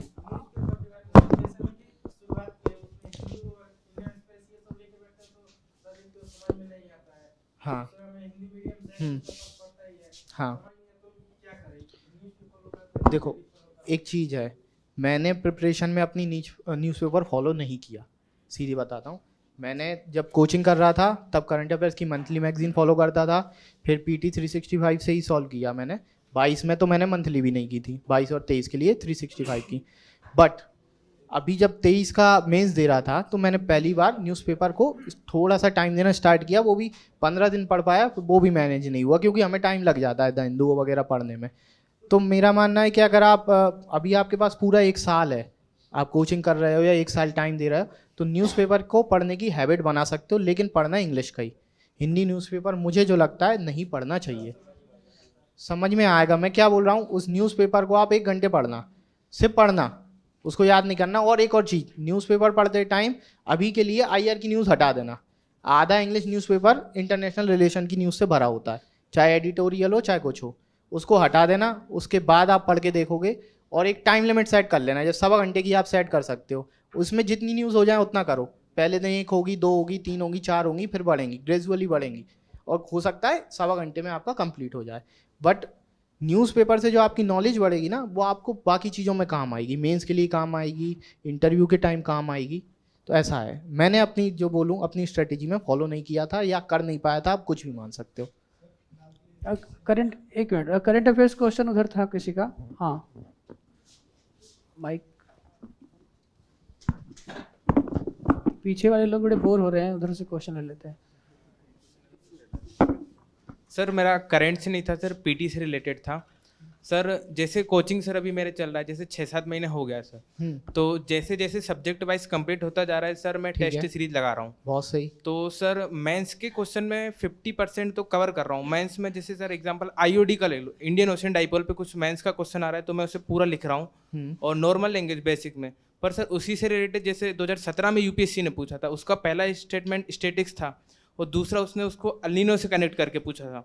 तो सर उसकी लैंग्वेज में थोड़ी सी जो टर्मिनोलॉजी होती वो थोड़ी समझ में नहीं आ रही सर, अभी मैंने स्टार्टिंग करा है। तो सर तो ये प्रॉब्लम सर, मैं जैसे धीरे धीरे जैसे सब्जेक्ट कंप्लीट होते जाएंगे तो टर्मिनोलॉजी तब अच्छा क्लियर हो जाएगा, या अभी से उसके लिए अपने आप अच्छा क्लियर होता जाएगा। और जब 17 में उन्होंने करंट से पूछा तो उस साल की 365 में आया होगा वो, है कि नहीं? जब आप अगली बार जब मेंस के लिए दोगे, उसको पढ़ोगे, तो आपको वो टर्मिनोलॉजी समझ में आएगी। जैसे हिमांक मंडल, हिंदी में नाम क्रायोस्फीयर जब यूपीएससी ने पहली बार पूछा था मेंस में, तो किसी को नहीं पता था वो, मतलब बहुत कम लोगों को पता था। किसी को तो मतलब कई लोगों को पता होगा, लेकिन बहुत कम लोगों को पता था। क्रायोस्फीयर वर्ड जब यूज़ हुआ था पहली बार, तो वो वही है कि उस साल के लिए जो उन साल जो पढ़े हैं उनने 365 या कहीं ना कहीं वो वर्ड पढ़ने में आया होगा। बट उस साल के पहले वाले और उस साल के 5 साल बाद के लिए वो कुछ यूनिक सा वर्ड लगेगा। तो ये है, आप प्रैक्टिस करते जाओगे, उस साल का देखोगे, टेस्ट सीरीज देखोगे तो सॉल्व होंगे। Sir test series subject wise जैसे सर नॉर्मल 2-2.5-3 महीने में एक सब्जेक्ट कंप्लीट हो रहा है, तो सर अभी से लगाना स्टार्ट कर देंगे? अभी से प्रैक्टिस का गेम है पूरा। Okay, thank you. क्योंकि लास्ट में माइक दे दीजिए। सर मेरा इकोनॉमिक्स से डाउट है। मैं इकोनॉमिक्स जो पढ़ता हूँ, मेरे को इकोनॉमिक्स समझ नहीं आती, और मेरे को इकोनॉमिक्स में करना क्या चाहिए, मेरे को इसके बारे में स्ट्रेटजी चाहिए। चेंज कर लो अपना रिसोर्स क्या यूज़ करूँ? मतलब क्लास में समझ में नहीं आ रहा है, पढ़ के समझ में नहीं आ रहा है, क्या हो रहा है? मतलब क्लास में समझ आता है, लेकिन पढ़ते हैं ना सेल्फ, तब नहीं समझ आता है। क्लास में समझ में आता है तो यार इसका तो क्लास ही अकेला कर लो, फिर वीडियो मतलब वापस देख लो, ऑप्शन है ना। पढ़ के नहीं आ रहा समझ में, उस वीडियो को स्पीड फास्ट करके फिर से देख लो। अल्टीमेटली क्वेश्चन सॉल्व होना चाहिए। इकोनॉमिक्स में पीएचडी नहीं करना है, यूपीएससी का क्वेश्चन सॉल्व होना चाहिए वो पढ़ के, बस। अगर वो सॉल्व हो रहा है तो खुश हो रहा हो, मतलब पीएचडी करके किसी को समझाना नहीं है। मुझे इकोनॉमिक्स पढ़ के यहाँ क्लास में पढ़ा लूँ इतना नहीं पढ़ना है, मुझे पढ़ के और यूपीएससी का वो नॉर्मल क्वेश्चन सॉल्व हो जाए उतना पढ़ना है। अगर उतना आपको समझ में आ रहा है ना तो काफ़ी है। Thank you sir. पीटी में जो क्वेश्चन आते हैं कि एक इस बार जो पैटर्न चेंज हुआ कि केवल 1 केवल 2, उस वजह से जैसे 4 स्टेटमेंट आए, उसमें से 2 तो एकदम पता है, 2 बिल्कुल भी पता नहीं है। अब उसको छोड़ने का भी मन नहीं होता है, करने का भी मन नहीं होता है। इस वजह से छोड़ने का मन तो वैसे भी कम ही होगा क्योंकि 2 आ रहे हैं। इस वजह से नेगेटिव मार्किंग इतनी हो जाती है कि वही कट पीट के 50-60 पे रह जाते हैं। नहीं तो देखो, अगर इसका बहुत अच्छा अभी विकास भाई ने जो बताया था कि अगर आपके जो 4 कोर सब्जेक्ट है ना वो स्ट्रांग हैं आपके, तो आपको जनरली प्रॉब्लम नहीं आएगी। मैं बता रहा हूँ, उन जो 4 ऑप्शन में ना, उसमें 2 या 3 को कट करके आप आंसर निकाल लोगे। अगर वो स्ट्रॉन्ग नहीं है और आपका मतलब रिवीजन नहीं है बार बार, तो आपको प्रॉब्लम आएगी। और तीसरी चीज़ है नंबर ऑफ क्वेश्चन अटेम्प्ट करने का, वो आपको देखना पड़ेगा। जैसे अभी आपने जो बात की थी, ये जो राष्ट्रपति वाला आप क्वेश्चन कह रहे थे, वो नहीं 3 क्वेश्चन में था जो मैं छोड़ के आया था। ठीक, कोई एक रिसोर्स फॉलो करने पे आपका 100% कभी नहीं आएगा। मान के चलो 75 to 80% कवर होगा, लेकिन उस 75-80% पे आपकी कमांड कितनी है। आप पॉलिटी के 20 में से 18 क्वेश्चन अगर लक्ष्मीकांत से सॉल्व कर रहे हो, तो वो 18 सही क्यों नहीं हो रहे?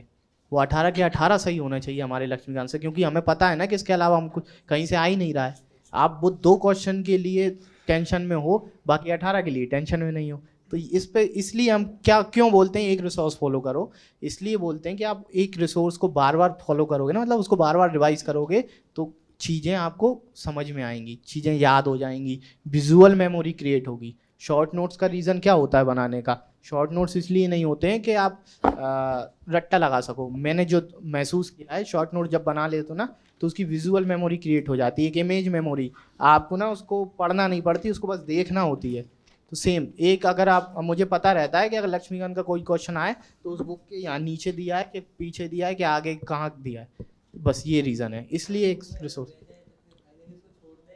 उन 2 को छोड़ो ना, छोड़ो, 18 सही होना चाहिए, बस बात ये है।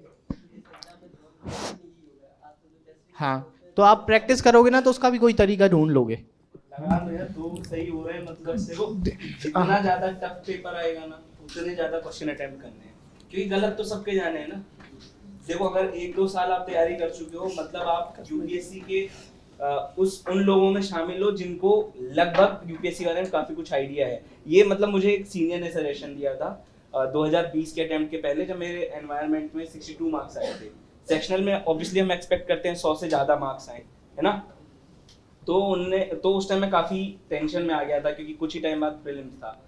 तो उन्होंने ये बोला था कि यार देखो, ये चीज हमेशा याद रखना कि अगर प्रीलिम्स तुम्हारे लिए टफ है, क्योंकि तुम 1-2 साल से तैयारी कर रहे हो, तो ये चीज 99% श्योर है कि बाकियों के लिए भी टफ होने वाला है ना। तो जितने ज्यादा पेपर टफ होंगे, चांसेस यही होंगे कि तुमको नंबर ऑफ क्वेश्चंस जो हैं वो बढ़ाने होंगे, क्योंकि नेगेटिव पॉजिटिव हो गया। अगर 10 में 5 सही, 5 भी नहीं 4 सही और 6 गलत हुए ना, तब भी आप पॉजिटिव में ही हो, है ना। अब थोड़ा मतलब उस पर डेलिब्रेट तो करना पड़ेगा कि कौन सा छोड़ना है, कौन सा लगाना है या छोड़ना है, वो प्रैक्टिस से आ जाएगा।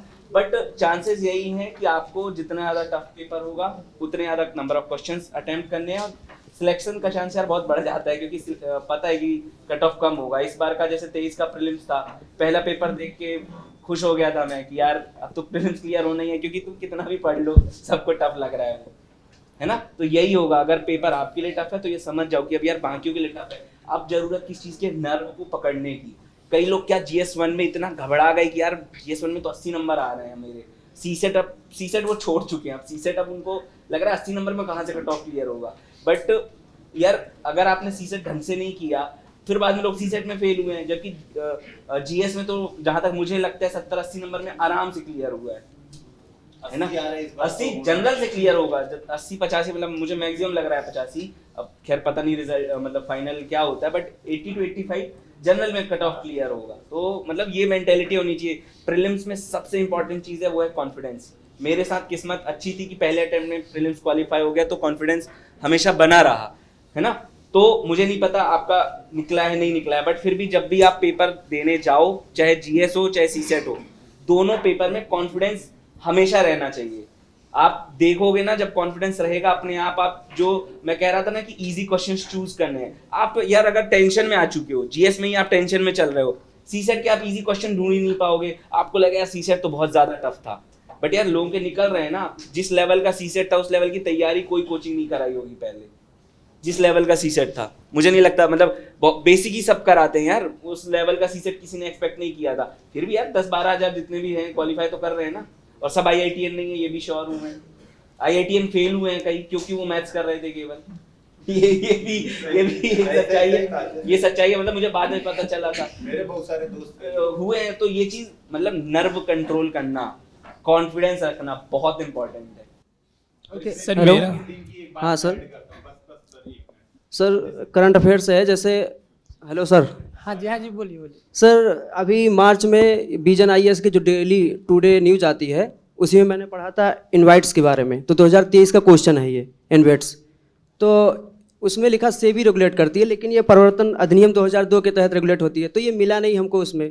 तो हम कैसे उस चीज़ पे कॉन्फिडेंस लाए कि ये चीज़ पढ़े और ये चीज़ हमको मिल जाए? अच्छा देखो फैक्चुअल एरर की बात कर रहे हैं क्या ऐसा है? नहीं, एरर नहीं है, वो अच्छा, सही लिखा है। लेकिन यूपीएससी ने दूसरा नहीं कुछ बताया। पूछा। देखो इसमें देखो दो तरीके से इसको करा जा सकता है। एक तो देखो जो मैं टेस्ट सीरीज की बात करता हूँ ना, जब आप टेस्ट सीरीज लगाते हो एक तो आपको पता चलता है किस टाइप के फैक्ट की जरूरत है हमको। जैसे मैंने बताया था कि कन्वेंशन वाले में हमको पता होना चाहिए कि वो बाइंडिंग है या नहीं बाइंडिंग है, सिग्नेचर हुए तो रेक्टिफाई हुआ है या नहीं हुआ है। अब विजन या किसी भी अदर कोचिंग ने कोई मटेरियल निकाला, उसने ये साइन एंड रेक्टिफाई वाला नहीं किया है ना, उसने केवल या तो साइन के बारे में बता दिया या लीगली बाइंडिंग है या नहीं है ये नहीं बताया। तो ये आपका फर्ज बनता है कि आप सर्च करो। जैसे टेस्ट सीरीज से या जो करंट का मटेरियल है, चाहे पीटी 365 है, पीटी 365 से सीधे सीधे हर क्वेश्चन नहीं आने वाला। हम ऑब्वियसली कोचिंग वाले तो यही बताएंगे कि पूरा का पूरा वहीं से आया है, बट आप जब तक सर्च नहीं करोगे, विजन वाले अगर हर मटेरियल डालने लगेंगे तो वो जो 100 पन्ने की है वो 1500 पन्ने की बनेगी। समझ रहे हो? यूपीएससी जिस लेवल के क्वेश्चन पूछ रहा है वो अगर हर कोचिंग वाला डालने लगेगा तो 500, 1000, 1500 पन्ने की एक सब्जेक्ट की बनेगी, तो वो पॉसिबल नहीं है। वो आपका काम है कि आप सर्च करो। मैंने फैक्ट में भी बताया था 5 कि कैसे टेस्ट सीरीज का एनालाइज करना है, वही चीज आपको करंट अफेयर में भी करनी है। करंट अफेयर का कोई भी मटेरियल आता है पीटी 365 में ही या मेंस 365 में, यदि आपको कोई चीज समझ नहीं आ रही है तो आपको सर्च करना पड़ेगा। आपको लगता है इंफॉर्मेशन कहीं कम है, वो कैसे आएगा? वो प्रैक्टिस से आएगा।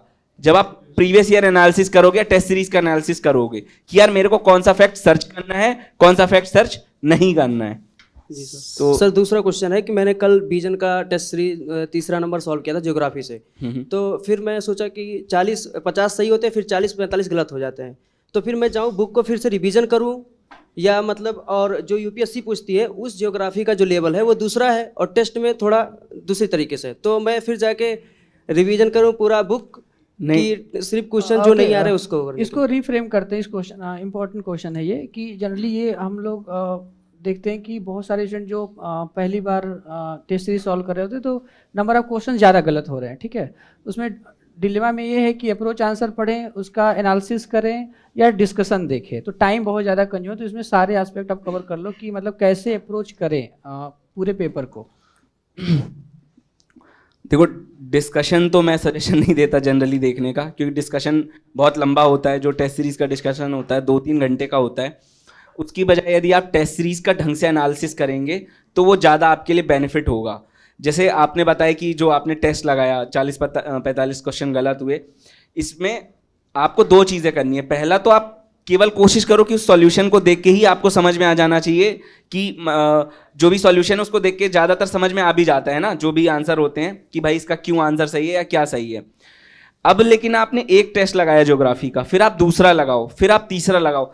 अब 3 टेस्ट तक जब आप आओगे ना, तब हो सकता है कोई टॉपिक ऐसा होगा जो रिपीटेडली आपका गलत हो रहा है, आपका कॉन्सेप्ट ही मतलब उसमें बिगड़ा हुआ है। तब आप जाओगे बुक में से टॉपिक कंप्लीट करोगे, पूरी बुक नहीं रिवाइज करोगे, टॉपिक रिवाइज करोगे। वो भी कब? जब 2-3 बार वो मिस्टेक हो चुकी होगी। नहीं तो कोशिश ये करो कि जो सॉल्यूशन है उसी में से हो, या फिर सर्च कर लो, थोड़ा टाइम जाएगा सर्च कर लो, बट अलग से मतलब रिसोर्स को तुरंत फॉलो करने का कोई सेंस नहीं। अगर आपने एक बार पढ़ लिया है, एक बार वो बुक पढ़ ली है, तो उसके बाद केवल सॉल्यूशन पढ़ो या सर्च करो, ये सजेशन रहेगा।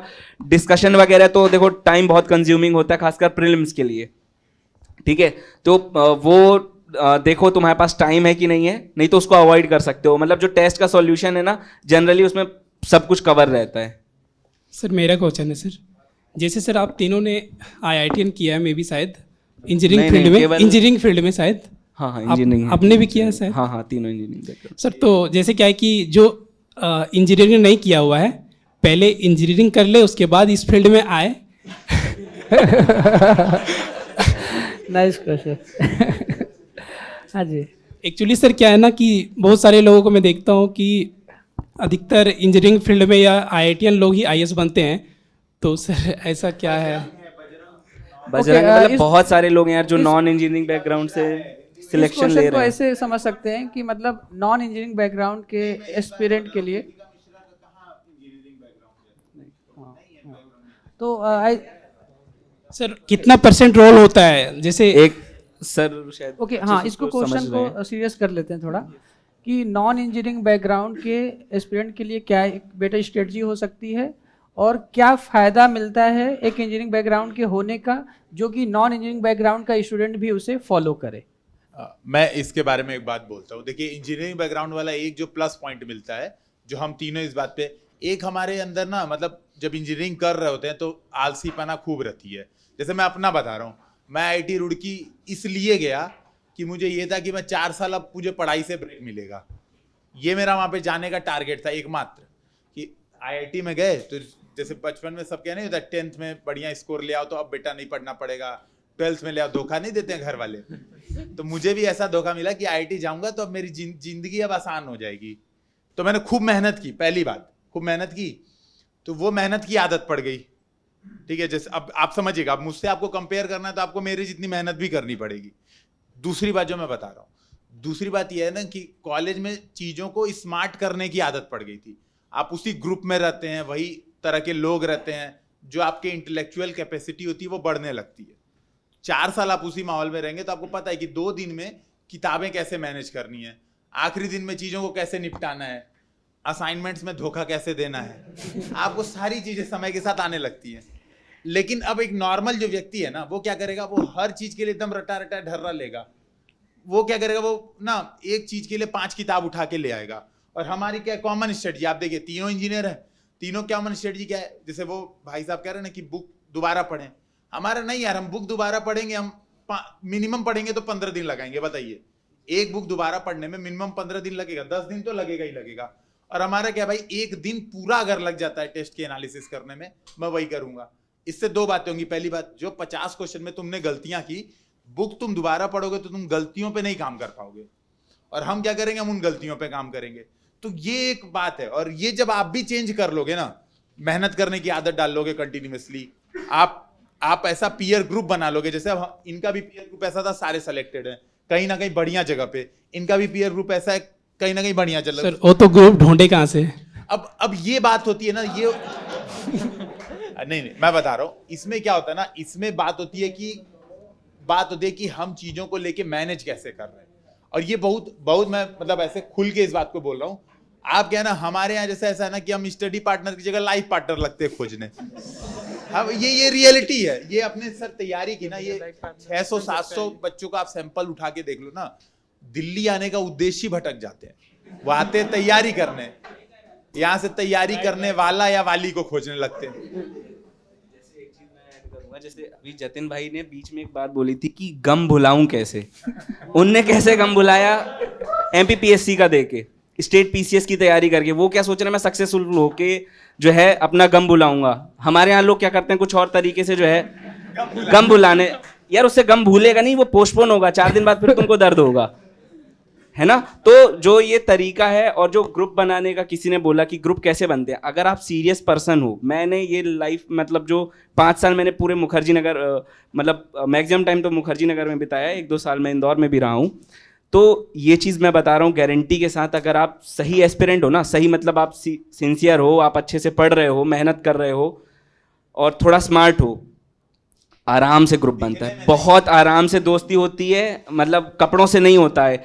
मतलब कुछ ऐसे लोग मुझे क्लास में ऐसे थे, कुछ लोग जो उतना सीरियस मुझे नहीं लेते थे, है ना मतलब मेरी आदत है हंसी मजाक की, तो नहीं लेते थे। बट जब उनको मेरे पढ़ाई के बारे में पता चला कि नहीं मैं मेहनत भी कर रहा हूँ, है ना, तो ऑब्वियसली उनको भी मेरी ज़रूरत थी, मुझे उनकी ज़रूरत थी। ये चीज़ याद रखना, हमेशा म्यूचुअल बेनिफिट होगा। अगर आप सिंसियर हो, मैं मान ही नहीं सकता कि आपके दोस्त ना बने। हाँ, अब ये हो सकता है कि यार कुछ लोग हिंदी मीडियम में बहुत ऐसे भी मिलते हैं जो केवल डब्बे के अंदर रहना चाहते हैं, वो डब्बे के अगल बगल झांकना नहीं चाहते। वो आदत भी लेकिन हमको छोड़नी पड़ेगी, क्योंकि जो इंजीनियरिंग बैकग्राउंड का एक फ़ायदा ये होता है ना, हम ओपन होते हैं, हम सुनने के लिए ओपन होते हैं, हमको मेहनत भी करना आता है, बट हम ओपन रहते हैं बहुत ज़्यादा।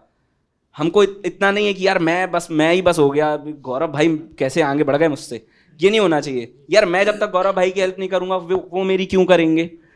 और मोरल जो मैंने बताया ना, रिस्पॉन्सिबिलिटी या जो कहना चाहिए कि आपने भी फील किया होगा, यदि आपकी कोई मदद करेगा ना, आपके मन में आएगा कि यार मैं भी उसकी यार मदद करता हूँ, उसने मुझे ये फैक्ट बताया था यार, मैं भी ये मुझे को मज़ेदार लग रहा है बताता हूँ। तो ये चीज़ मतलब काम आएगी तो ऐसे ही ग्रुप बनेगा। आप सिंसियर रहो, थोड़ा ओपन रहो चीज़ों को लेके, है ना, तो अपने आप जो है ग्रुप ऐसे बन जाएंगे। हेलो सर, मेरा दूसरा सवाल सर, जैसे क्या है कि किसी भी कोचिंग को जब ज्वाइन करेंगे तो पूर्ण रूपेण से उस कोचिंग पे 100% डिपेंड होना कितना परसेंट, कितना रेशियो सही होगा? जैसे क्या है कि मुझे ये लत नहीं है कि हाथ पर मारूं जहाँ जाऊँ वहाँ, है ना, ऐसा मेरे अंदर लग रहा है ये मैं कर नहीं पाऊंगा। तो क्या जैसे विजन को मैं लेता हूँ कोचिंग, तो इस पे कितना परसेंट मुझे इसी पे डिपेंड रहना सही रहेगा? देखो ये पहले तो मैं सोच रहा था कि ये 100% सही होगा या गलत। इसको एक्चुअली में ये मिडिल पाथ जो है ना बुद्धा का, वही चीज़ है कि 50% ये सही बात है। अगर आप कोचिंग पे रिलाई नहीं करोगे, अगर आप अपना मन जो है ना उसको स्थिर नहीं करोगे, तो आप क्या सोचोगे, यार उस कोचिंग का मटेरियल जो है वो ज़्यादा अच्छा है, वो दोस्त बता रहा था, फिर आप उस मटेरियल को फॉलो करोगे, फिर तीसरा बताएगा यार वो तीसरी कोचिंग का ना मटेरियल इसका ज़्यादा अच्छा था, है ना, तो आप इस सब में फंस जाओगे। तो ऐसा नहीं है कि आपको कोचिंग पर रिलाई नहीं करना। 50% ये है कि हाँ, जो क्लास नोट्स, मतलब मुझसे जब भी कोई पूछता है ना कोचिंग के बारे में, मैं यही चीज़ बोलता हूँ। अभी भी बीच में शायद एक क्वेश्चन था अभी कि, तो मैंने आंसर दिया था कि 60 to 70% आपको क्लास पे ही डिपेंड करना है, मेंटर पे ही भरोसा करना है, तभी वो सही तरीके से बताएगा, तभी आप सही तरीके से चीज़ों को समझोगे, है ना। तो 60 to 70% या 50% जो है आपको पूरा कोचिंग पर रिलाई करना है। फिर जो वो सजेशन दे उस पर भी आपको सोचना है, ये नहीं कि बस कोचिंग वालों ने बताया, आप नहीं बता रहे होंगे, नहीं फॉलो करना। जब आपको लगे कि नहीं यार यहाँ से नहीं हो पा रहा है, इकोनॉमिक्स में नहीं मज़ा आ रहा है मुझे इस नोट्स से, तब आप कोई अदर चीज़ जो है वो फॉलो करो। एक बात मैं इसमें ऐड करता हूँ, बड़ा इंपॉर्टेंट बात है ये। अच्छा, मान लीजिए आपको कोचिंग, मान लीजिए आपने सपोज विजन ही आपने ज्वाइन किया और आपको ऐसा लगा कि किसी ने अगले दिन आपको कहा कि यार वो वाली कोचिंग में तो बढ़िया पढ़ा रहे हैं, या ऐसा यही वाला डाउट है ना दिमाग में कि कितना परसेंट यहाँ पे, तो किसी के कहने पे मत जाइए। आप क्या करिए, जैसे मान लीजिए आपने पॉलिटी यहाँ पे पढ़ी, तो प्रीवियस ईयर क्वेश्चन उठा के देखिए कि क्या वो चीजें मैच कर रही हैं कि नहीं मैच कर रही हैं, पहली बात। दूसरी बात, कोचिंग ज्वाइन करने का टारगेट कभी भी ये नहीं होना चाहिए कि भक्ति। अपने हिंदी मीडियम में क्यों ये बात बोल रहा हूं बहुत खुल के, ये बात शायद मिस हो गई हो, हम जब बैठते ना हिंदी मीडियम में भक्ति वाला वातावरण बहुत ज्यादा है। नॉर्मली आप देखोगे, इवन मैं चूंकि बहुत 4 साल से कोचिंग ही पढ़ा रहा था, इवन ऐसा होता ना कि मैं जाता हूं मान लीजिए, तो लोग आ जाते, मुझे उस बात पे खुद बुरा लगता है कि यार भक्ति क्यों करना है। मैं अगर पढ़ा रहा हूं कोचिंग, जैसे मैंने जब कोचिंग पढ़ाता था तो ऐसा तो नहीं था मैं उसकी फीस नहीं लेता हूं, ऐसा रहता कि मैं भैया फीस नहीं लेता और हर चीज पढ़ा रहा हूं तो भक्ति करते, ठीक है, समझ में आता। आप जब कोचिंग ज्वाइन कर रहे हैं तो एज अ प्रोफेशनल लीजिए उसको। कोई टीचर पढ़ा रहा है तो प्रोफेशनल कैरियर है उसका, ठीक है, उसको आप लेके अगरबत्ती थाल कपूर पहुंचेंगे तो फिर आप 100% क्या 200% आप डिपेंडेंट हो जाएंगे उस टीचर पे, वो आपको नुकसान करेगा। रिस्पेक्ट और भक्ति में अंतर, रिस्पेक्ट करनी है। हाँ। अगर आप भरोसा नहीं करोगे ना टीचर पे, तो आपका कोई मतलब ही नहीं है फिर पढ़ाई करने का, फिर आप जा क्यों रहे हो उस कोचिंग में। तो आपको रिस्पेक्ट करनी है, आपको भरोसा करना है उस पर भक्ति नहीं करनी है। बस ये मतलब इनका क्रक्स यही है कि रिस्पेक्ट करो आप टीचर की, बट भक्ति मत करो। हेलो सर, मेरा एक क्वेश्चन है। ओके, लास्ट क्वेश्चन, एक क्वेश्चन और। नहीं, खुद से भी करना ही, मतलब चाहे मेंस हो चाहे प्रीलिम्स हो, कोचिंग पे मैंने बताया ना 100%। मैंने कब बोला, मोस्टली चीज़ें कोचिंग में कराई जाएंगी। जैसे आप अगर डेली आंसर राइटिंग करोगे तो मेंस में भी हेल्प हो जाएगी, प्रीलिम्स के भी क्वेश्चंस कोचिंग वाले देते ही हैं, बाहर से क्यों लेना, वहाँ भी हेल्प हो जाएगी। तो 60-70% जो है वो कोचिंग करा ही देगी। बट मेंस में जैसे अब आंसर राइटिंग कोचिंग तो कर नहीं देगी, आप जब तक लिखोगे नहीं। जैसे मेंस में जतिन भाई ने दिखाया था ग्राफ बना हुआ था, यार वो ग्राफ तो कोचिंग बना के नहीं दिखाने वाली ना, वो आपको सोचना पड़ेगा कि कहाँ पे ग्राफ बन सकता है, कहाँ पे पाई चार्ट से काम चल सकता है, क्योंकि वो अट्रैक्टिव दिखता है। आप ही सोचो ना यार, अगर पैराग्राफ वाइज कोई लिखे जा रहा है 100 पन्ने 60 पन्ने, आपको मजा ही नहीं आएगा। वहीं कोई वो जो बात इन्होंने ग्राफ में बताई थी, वही चीज़ अगर लाइन में लिखी रहेगी आपको खुद मजा नहीं आएगा। तो वो चीज़ें आपको खुद से भी इंप्रूव करनी है। कुछ हो सकता है नोट्स में कमियां हो, कुछ क्लास नोट्स में कमियां होंगी, वो चीज़ आपको इधर उधर से करनी पड़ेंगी। बट हाँ, 60-70% आपका जो भी मेंस प्रीलिम्स हर स्टेज जो है ना वो कोचिंग वाले करा देंगे। सर मेरा एक प्रश्न है। कैसे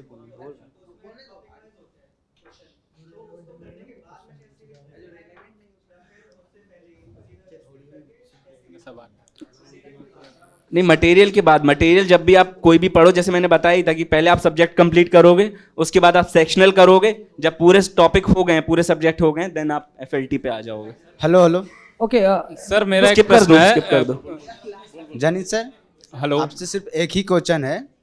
आपने जैसे कि कहा कि आपने विजन आईएएस में पढ़ाई की है और बेहतर रैंक आपने हासिल किया।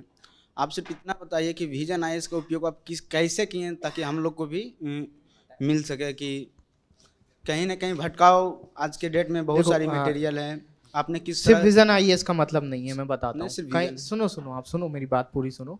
आप कहीं से भी कोचिंग कर रहे हो, जैसा सर ने बोला, कहीं से भी कोचिंग कर रहे हो, कोचिंग एक सब्जेक्ट नहीं है, कोचिंग कई सब्जेक्ट का संयोजन है, ठीक है। अलग अलग टीचर आएगा, अलग अलग सब्जेक्ट पढ़ाएगा। आपको जो सब्जेक्ट अच्छा लग रहा है, जो आपने पढ़ा, हर सब्जेक्ट हर पढ़ा, क्यों बोल रहा हूँ मैं, तुरंत टेस्ट दो। आप पढ़ो, उसके बाद टेस्ट दो, उसके शॉर्ट नोट्स बना सकते हो, फिर उसके बाद टेस्ट लगाओ। मार्क्स अच्छे आ रहे हैं तो उस चीज़ को बार बार रिवाइज करो, या उसमें से जो आपने पढ़ा उसमें से आपको लग रहा है यार इस टेस्ट में जो मैंने पढ़ा है इसमें से क्वेश्चन आया है, तो आप उसको अपना मानो कि हाँ अब ये मेरा रिसोर्स होगा। तो ये सिर्फ विज़न के लिए बात नहीं है, विज़न पे जो भी फैकल्टी आपको पढ़ा रही है उसके आप नोट्स बनाओ, अच्छे से पढ़ो, उसके बाद टेस्ट सीरीज़ देखो, प्लस PYQ देखो। PYQ से ज़्यादा मैं टेस्ट सीरीज़ पे क्यों वो दे रहा हूँ, जोर दे रहा हूँ, क्योंकि जनरली क्या होगा, वो PYQ जो आया है वो टीचर आपको पढ़ा देगा, तो वो आपको लगेगा कि ये आ चुका है, लेकिन टेस्ट सीरीज़ में जो आने वाला है उस पर ज़्यादा जोर दिया जाता है।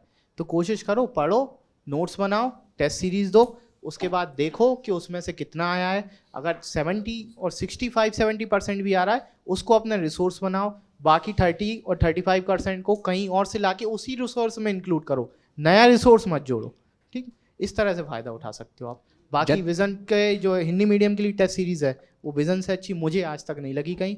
अभी कई कोचिंग्स आ रहे हैं बराबरी पर, लेकिन अभी भी अगर प्री की बात की जाए तो मैं विज़न को अभी वन ऑफ द बेस्ट मानता हूँ। Jatin sir, one last question. वो जैसे आपने बताया था मेन पॉलिटी के लिए, तो वो कब करना चाहिए जो विजन आईएएस का था ना? ये आप कभी भी स्टार्ट करो ना, अगर आप कोचिंग कर रहे हो ना तो कोचिंग के साथ स्टार्ट करो। नहीं, जैसे sir suppose GS paper 2 complete हो गया, ठीक है, और पॉलिटी का सेक्शन है, हाँ, और अगर मेंस का क्वेश्चन प्रैक्टिस करना है, हाँ, तो कितने साल का बैक का टेस्ट? PYQ सारे चालू करो बैक के लिए, जैसे वो विजन का वो जो तो सिर्फ था 1 साल का करना है, सिर्फ 1 साल का। अगर 25 का देना है तो 24 का, अगर 24 का देना है तो 23। बस thank you so much. Hello sir, मेरा एक प्रश्न है कि आप लोगों ने सभी ने जो है एक सर्टेन टाइम दिया है, काफ़ी समय यूपीएससी में बिताया है, उन पूरी तैयारी के दौरान जो है भाई मेंटल हेल्थ से तो गुजरना ही पड़ा होगा, तो उसको आप कैसे टैकल करते थे इन सब चीज़ों को? और दूसरा प्रश्न है मेरा कि ऐसे आंसर राइटिंग आफ्टर प्रीलिम्स करना चाहिए, आफ्टर प्रीलिम्स आफ्टर प्रीलिम्स के पहले या प्रीलिम्स के बाद करनी चाहिए? तीसरा प्रश्न है मेरा कि आंसर राइटिंग के दौरान सर जितने भी टीचर्स हैं सभी पैराग्राफ फॉर्म में करवाते हैं, और मैं जितने टॉपर्स के आंसर देखता हूँ वो सब टू द लाइन होते हैं। हालांकि कुछ टॉपर्स के देखे मैंने आंसर्स, वो थोड़ा सा पैराग्राफ फॉर्म में लिखे लेकिन उनको मार्क्स अच्छे मिले हैं, लेकिन मोस्टली जो है जितने भी टॉपर्स हैं सब पॉइंट वाइज लिखे हैं। तो क्या हमको पैराग्राफ फॉर्म की तरफ जाना चाहिए या इसकी तरफ रहना चाहिए, पॉइंट फॉर्म की तरफ? जो सर ने बोला, सबसे पहले आपके साथ आखिरी लास्ट जो क्वेश्चन है उसका जवाब देता हूँ। सर ने बोला टॉपर्स कॉपी देखना है, टॉपर्स कॉपी देख के डिसाइड करो कि आपके लिखने की क्या तरीका है। मैंने ऐसे क्या क्या बोला था, 2 तरीके होते हैं ऐसे लिखने के। आपको अपने मतलब देखना पड़ेगा प्रैक्टिस करके कि मैं किस टाइप से लिखता हूँ, उसी टाइप को स्ट्रॉन्ग करना। टॉपर्स कॉपी देखना, वो उसमें भी होंगे पैराग्राफ में लिखने वाले और पॉइंट में लिखने वाले भी, आप फिर उनसे कंपेयर करो और अपने आप को इम्प्रूव करो। मेंटल हेल्थ वाला क्वेश्चन बहुत इंपॉर्टेंट है, मैं कोशिश करूंगा कि हम तीनों उस पर 1-1, 2-2 पॉइंट बोलें, क्योंकि सबका अपना अपना तरीका है। मेरे मेंटल हेल्थ सही रखने का जो तरीका है वो मेरे दोस्त हैं, जो मेरे स्कूल फ्रेंड्स रहे वो अभी तक मेरे साथ हैं, सारे जितने हैं लगभग 6-7 का एक ग्रुप है, वो सब साथ हैं। अब मैं कुछ भी कंडीशन हो, बुरी से बुरी हो, अच्छी से अच्छी हो, कितनी मतलब कहीं भी प्रिपरेशन कर रहा हूँ, बात होती है, लगातार बात होती है, वीडियो कॉल पे बात होती है या किसी भी तरीके से बात होती है। और सेकंड हो है मेरी फैमिली, मैं फैमिली को काफ़ी टाइम देता हूँ, डेली बात करता हूँ, और कहीं ना कहीं उस बात करने से ना मेरा स्ट्रेस काफ़ी कम हो जाता है। लोड मुझको नहीं दिया गया फैमिली की तरफ से। मेरे पापा बहुत सही रहे, उनने हमेशा सपोर्ट किया कि आपको जो करना है वो करो। तो जब वो एक सिचुएशन आती है ना मेंटल हेल्थ वाली कि यार परेशान हो रहा है, निकल नहीं रहा है, तो मैं जाके बात कर लेता हूँ। सबसे अच्छा तरीका है बात करना, किसी से भी बात करना, मुझे वो तरीका लगा। और मैं चाहूँगा विकास भाई भी बताएं इस पर। जैसे ये 2 पॉइंट्स तो कॉमन थे मेरे साथ भी, बट 2 पॉइंट जो मैं ऐड करना चाहूँगा वो एक तो ये है कि गाने और कविताएं जो हैं वो सुनो आप। गाने मतलब जो मोटिवेशनल सॉन्ग का आजकल काफ़ी रैप्स भी आते हैं, है ना, वो आपको खासकर आपके बहुत ज़्यादा जो लो फेज होता है ना उसमें मोटिवेट कर देंगे, ठीक है। कविताएं एवरग्रीन, हमारे यहाँ हिंदी में काफ़ी अच्छी अच्छी कविताएं लिखी गई हैं, आप उनको अकेले में खुद गुनगुना सकते हो, ज़रूरी नहीं है यूट्यूब पे देखो, है ना। और दूसरी चीज़ ये है कि अकेले टाइम में खुद से बात करो। खुद से जब आप बात करोगे, खुद को समझाओगे, खुद को तसल्ली दोगे ना, तो एक्सटर्नल मोटिवेशन की हमेशा ज़रूरत जो है वो कम हो जाएगी। मतलब अगर आप खुद से बात करोगे, आप खुद को समझाओगे कि नहीं यार मैंने मेहनत तो की थी यार, यहाँ पे बस थोड़ी सी कमी रह गई थी, तो फिर आप खुद को बोलोगे कि नहीं यार थोड़ी सी कमी रह गई थी ना, वो अब अगली बार मैं सुधारूंगा। तो अकेले में खुद से जितनी ज़्यादा बातें करोगे उतना बेटर होगा। मैं भी इस पे बोल देता हूँ 1-2 बातें। देखिए क्या होता है ना कि मेरी सिचुएशन, इनकी सिचुएशन, इनकी सिचुएशन और आप सभी की सिचुएशन सबकी अलग अलग होती है, ठीक है। तो जैसे उनको फैमिली सपोर्ट मुझे भी, इनको भी, तो हमारे तीनों की फैमिली सपोर्ट एकदम सबको है। हो सकता है आप में से कोई के घर वाले यही नहीं चाहते हो कि तैयारी करे, है ना, चाहे एकदम परेशान करने में लगे हो। तो सबकी सिचुएशन अलग अलग होती है। दूसरी बात है मेंटल स्ट्रेस क्यों हो रहा है, इसके भी अलग अलग कारण होते हैं।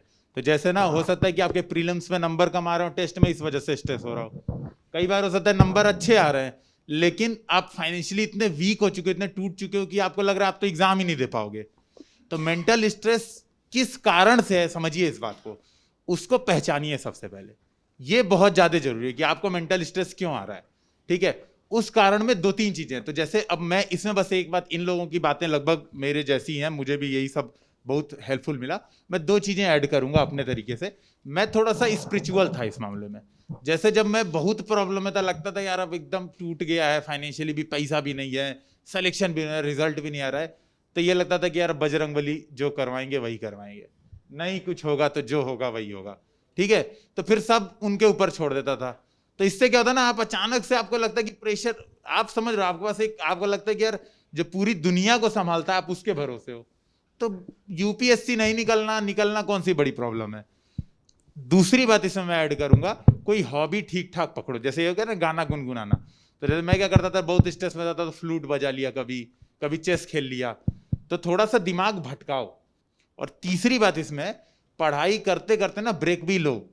ये नहीं कि लगातार पढ़ाई कर रहे हैं पूरे 6 महीना, एकदम एक भी दिन गैप ही नहीं लिया, नहीं यार 5-6 दिन पढ़ाई करके एक दिन आधा दिन का गैप लो, रिलैक्स हो जाओ, थोड़ा खुद को रिचार्ज करो, शेविंग कर लो, थोड़ा बाल कटवा लिया सही तरीके से। एकदम ये नहीं कि एकदम बन गए एकदम जंगली मत बनो, है ना। थोड़ा सा हाँ अपने ऊपर भी थोड़ा ध्यान दो, हेल्दी खाना खा लिया।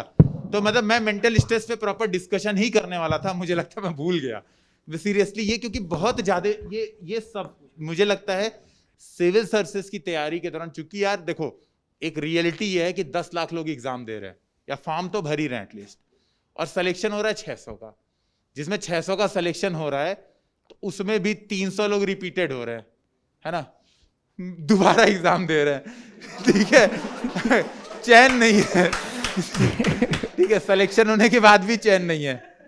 तो कायदे से ये इसमें मेंटल स्ट्रेस आना ही आना है, बड़ा नेचुरल सी बात है मेंटल स्ट्रेस आना है। तो आपको ये भी समझना पड़ेगा समय के साथ कि एंड नहीं है सिविल सर्विसेज, ठीक है, ये बात समझनी पड़ेगी, इस पे अपने आप को विचारना पड़ेगा कि यार ऐसा नहीं कि एंड है, किसी भी चीज में एंड नहीं है, ये मीन है। जब ये बात समझोगे ना तो थोड़ा मेंटल स्ट्रेस कम होगा। तो कुछ बातें थी, हालांकि बहुत लंबा इस पे डिस्कशन होना चाहिए मुझे लगता है सर। मेंटल स्ट्रेस तो हेलो, एक अलग सेशन ही हो सकता है। ओके, एंड करते हैं फिर, है ना। हाँ, एंड करते हैं। अभी रिजल्ट आने वाला है 1 हफ्ते बाद, तो फिर से बुलाएंगे, फिर से है ना। तो ऑन दिस पॉजिटिव नोट कुछ होगा तो आप बात कर सकते हैं। एक सेशन एंड करते हैं सर, है ना।